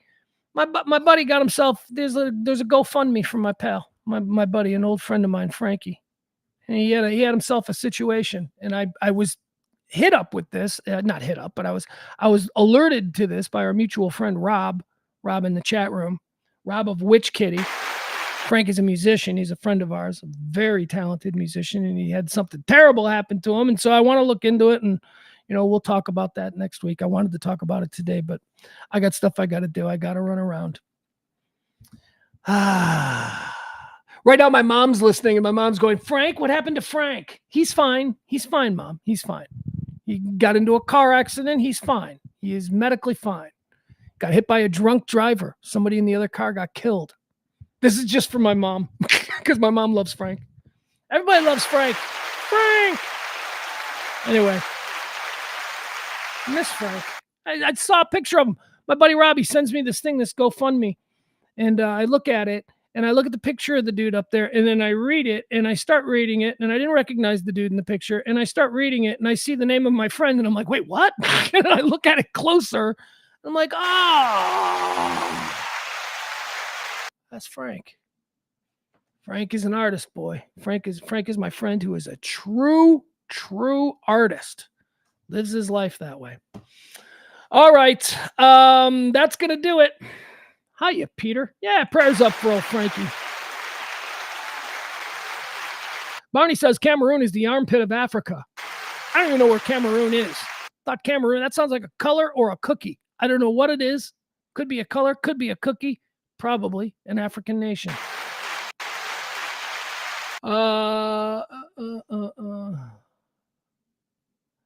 Jeff says that this story is self-reporting. I don't know if that's true. Is it a self-reporting story? I mean, I read it. That didn't stand. It might be. I don't know. Who cares? Oh, here's something else I can do. I saw this. This was fun. Give you a little something extra. Maybe encourage somebody to tip a little something more. I saw this today. This was on Facebook. So I've decided, because my son plays Texas high school football, and he's starting his sophomore season, and he's making a real push to make the varsity, and we'll see. And we don't have that expectation, but it is a goal. And falling short of goals are pretty important when you're his age, but at least you work towards it. You work, and if you make it, hey man, that's incredible. But also, we don't expect things to be handed to us. So anyway, I'm getting really into Texas high school football. My son's program that he plays in is a pretty good program, and it's had some down years recently, but the last couple have been up, and we're very excited about what this program, this high school Texas football program, can bring in the next couple of years as my son plays for him. So I'm getting obsessed with Texas high school football, and I'm starting to learn a whole lot about it. And I think that I may at some point begin doing, I know how weird is that, but I want to do like a Texas high school football podcast. I just got to figure out how to do it. I'd like to do it with my son. I think that would be fun to do it with him. But anyway, I'm really getting into it. And I saw this thing today. My old buddy, Mark the Mess, or Mark Themes, but Mark, old good friend of the Pugs and Kelly show, one of the friends that we hung out with. Mark put this thing on Facebook, and it's funny, and it's a list. It says the 20 most unusual high school mascots in Texas. So these are high school Texas football teams and their mascots. So their nicknames. Okay. Now you can probably imagine that there are a bunch of weird ones, and there's also some just undeniably cool ones that make this list. Some are stupid. Some are like, that's dumb. But I will say this, none of them are as bad as a team that I played against in the Illinois high school athletic division back when I was in high school. None of these teams in Texas, who you might think might have some very inappropriate names, none of these teams even come close to the team that played out of Pekin, Illinois. They were the Pekin Chinks. That's right, Pekin Chinks. And oh, by the way, Pekin, the town of Pekin, is probably more commonly pronounced Peking. Remember Peking, the old capital of China? I think Peking is now Beijing. But the town in Illinois was called Peking. It was spelled Peking. It was, Peking. It was named after, but we in Illinois called it Pekin. Didn't stop us from calling the local high school team the Chinks. Yeah, they were the Chinks forever. Now they're the Dragons because, that's less offensive, and it is. It certainly is. But anyway, none of these Texas teams are that bad, but some of them are fun. So let's run through some of these names. For instance, these are the top 20 most unusual high school mascots. High school football. Knock it off. You're going to get going for a walk here shortly, but you don't need to be a jerk. Come on. Come on. You want to say hi to everybody while we talk about mascots? The dog is being a jerk. Here you go. Trent High School. Trent High School. They are the Trent Gorillas. That's cool. That is a cool name. How come there aren't more? How come there isn't an NFL team called the Gorillas? That's a cool name. We got bears. We got lions. Why not gorillas? The Mad Apes. Something like that. Oh, is it for racial things? We're all gorillas. We all, right? Then we all come from gorilla. It's not a specifically, that sucks. Is that why? I'm thinking that's probably why. You can't have a team full of black athletes and call them the Gorillas. Really? Are we going to be that much of dicks about stuff? It's a cool name. And it's only offensive to people who think that black people look like gorillas. I don't see it. I don't even get it. You can't have that. All right, Trent Gorillas. That's cool. How about Roscoe, Texas? Roscoe, Texas has the Roscoe Plowboys. Ah! That's not good. That's not good for football. You can really emasculate somebody who plays for a team called the Plowboys. It's not even intimidating. It's like, oh, we're going to war. Who you sending? Your Rangers, your best cowboys, your best cattle rustlers? No, we're sending a bunch of Plowboys. It's not even good. Mason High School in the town of Mason, Texas has a team called the Punchers.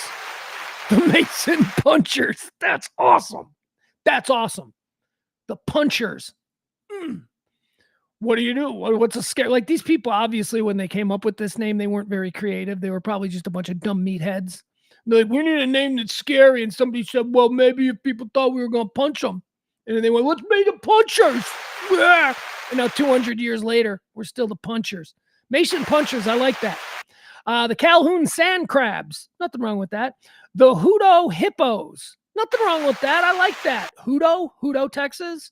The team is the Hippos. I like that. Hutto Hippos. How about the Mesquite Skeeters?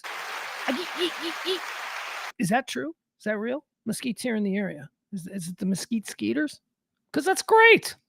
That's awesome. Look, it's a nuisance name, like a skeeter. Nobody has any love or admiration for a skeeter. They're irritating. So maybe it's a good name for a team. They're a pest. The Mesquite Skeeters. How about the Grandview Zebras? Nothing wrong with that, other than the fact that zebras aren't. Nobody's afraid of a zebra, right? A zebra isn't an intimidating animal. How about the Winters Blizzards? That's great. Winters, Texas. The Winters Blizzards. That's cool. It's probably never going to be a blizzard in Winters, Texas, but still. How about the Springtown, Texas Porcupines?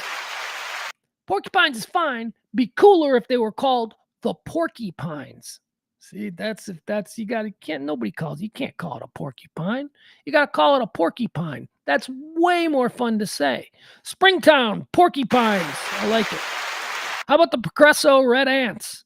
That's a stupid one. Progresso, Texas has a team called the Progresso Red Ants. Wouldn't that be like naming your team the Rats? Ants are vermin. Ants, I guess skeeters are too, but it's already mesquite. So skeeters goes with mesquite. Mesquite skeeters. I like that. This Progresso Red Ants. Progresso, they went out of their way. There's no natural correlation between the word Progresso and the thing of red ants. They just went out of their way to go, we've got a cool name, Progresso. Should we do something Italian here? Like, could we be like maybe the Progresso, Dons or something, like that? No, they went with red ants. They made a choice. This is a bad one too. Now, the Plowboys is bad. The Plowboy, we talked about the Roscoe Plowboys. Like that's, you're not going to want the team. Who's afraid of a team of Plowboys? And besides, you can feminize somebody called a Plowboy. I'm going to bend you over, Plowboy. You know, that whole thing. This one is bad too. Cairo, Texas. Cairo, Texas High School. They're the Gobblers. The Gobblers. I got something for you to gobble right here, bitch. That's not good. That's not good. How about the Hamlin Pied Pipers? That's fine. Nothing wrong with that. The Pied Piper. That's kind of cool. I want to say I've seen teams named Pied Pipers or the Pipers or whatever before. I think that's fine. The Texas City Stingeries. The Texas City Stingeries. Now their logo is a stingray, but it's not spelled stingray. It's spelled Stingeries. Sting, S-T-I-N-G. And then the rest of the word is A-R-E-E-S. S-T-I-N-G-A-R-E-E-S. Stingeries. What the hell is that? The Fort Worth Poly Parrots are making the list. Fort Worth Parrots is fine. The Parrots. They're parrots. Like, you know, you can do like a whole pirate theme if you wanted to do. Poly Parrots? That's dumb. You don't need poly in there unless you're just going for alliteration. I suppose it's good for alliteration. The Robstown Cotton Pickers. You just with a cotton picking mook. That's a troubling one. Like, especially if there's like, you know, minority students at that school. Like if it's just like if Robstown, Texas is like a very heavily black town and the name of the team is the Cotton I could see that being problematic. I mean, not for me, because I'd be like, yeah, well, history. But for other people, I can see how people would make problems based on that. How about the Frost Polar Bears? That's good. You know, if we're going to allow Winters, Texas to call themselves the Blizzards, why not allow Frost, Texas to call themselves the Polar Bears? I like this one. This one I think is probably totally made up, but it's a badass name, and it sounds like a name of like a minor league baseball team. How about the Itasca Wampus Cats? The Wampus Cats! What is a Wampus Cat? I have no idea what a Wampus Cat is, but that sounds awesome. That's a fun word. Wampus. I don't know what it means. Wampus Cats. The Central Catholic Buttons. Central Catholic Buttons. Buttons. The fuck? How about the Hereford White Faces? Yeah, that's troubling. The Hereford, Texas White Faces. That's probably, you should probably change that. Probably, yeah. And finally, how about the New Braunfels Unicorns? I don't think I have ever seen a team named the Unicorns before. Isn't that interesting? I mean, I would think that would be common. I'd be like, yeah, it's kind of, I could see how that would be a cool name for a team. But then I start to think about it, and then that kind of, again, a unicorn, not exactly masculine.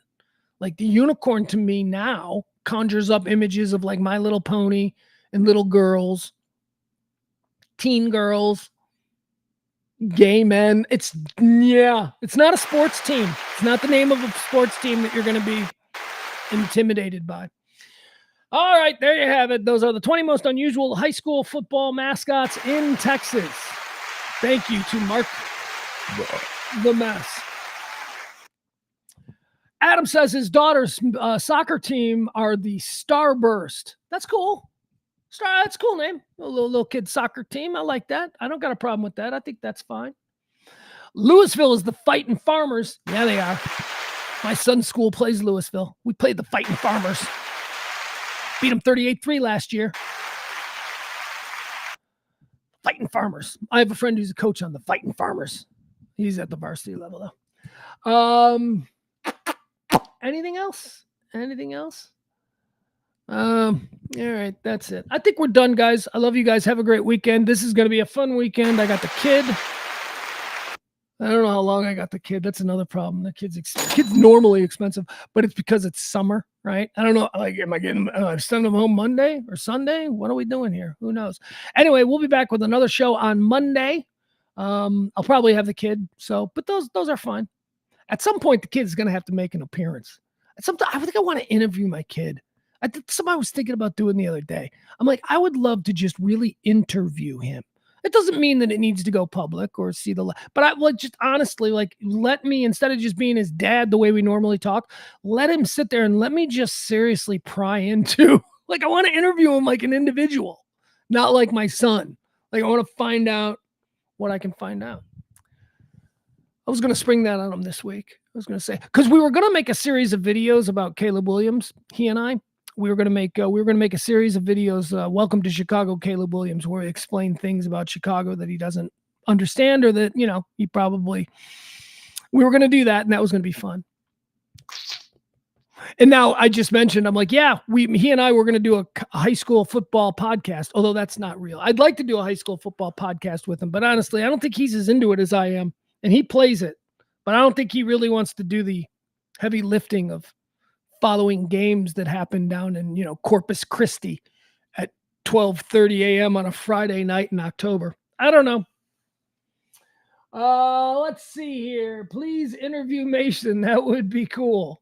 Yeah, but Peter, I don't know that I would make it public. I just want to interview him for my own, you know, I don't know. Also, you know what? Here's the thing about me doing all of these things publicly. I mean, you may have noticed I don't talk about where he lives. I don't mention his family's, you know, names or anything like that. I don't talk about his high school. I may have mentioned once where he goes to high school, but I don't promote it. I respect his mother. When we were married, his mother didn't like the spotlight at all. She was very uncomfortable with it. It's her thing. So I got to respect that. And I got to respect that, you know, we both created this kid. And though I am more likely to shine the spotlight on him, I got to respect that, you know, there are things that she might not be comfortable with. So before I would ever do anything like that, I would have to get mom's approval. What do you gotta get her approval for? Because I'm not an asshole. See, I'm not an asshole. That's how we make it work. Because I recognize. What do you gotta ask for? Because I'm not a dick. Because I'm not a dickhead, and I'm appreciative that we've been able to have a fairly non-eventful situation raising our son, our wonderful son, who we both love. She's a great mom. I hope she appreciates that I'm a good dad to whatever extent I can be. What are you doing? Come here. Come here. You want to say hi to everybody? Come on. Say hi to everybody. She's being terrible. Come on. Come here. Yeah. Here she comes. You come up here. You want to balance yourself? Okay. You boys coming? You coming? Mason coming today, huh? Yeah. This is CeeLo. She wants to go for a walk, and so what? Don't. I saw you were eating a dead bird this morning. Don't try licking me with that face, with your dead bird eating face. That's how we get bird flu. That's how I'm going to be the next American who comes down with bird flu. How'd that bird die? Did you ever ask the bird how the bird died? Probably the bird flu, and then you just ate it because that's what you're about.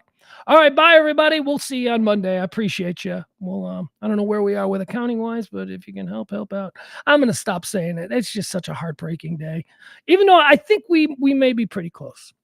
Appreciate you guys getting us there. Really means a lot to me. We'll see you on Monday. Bye.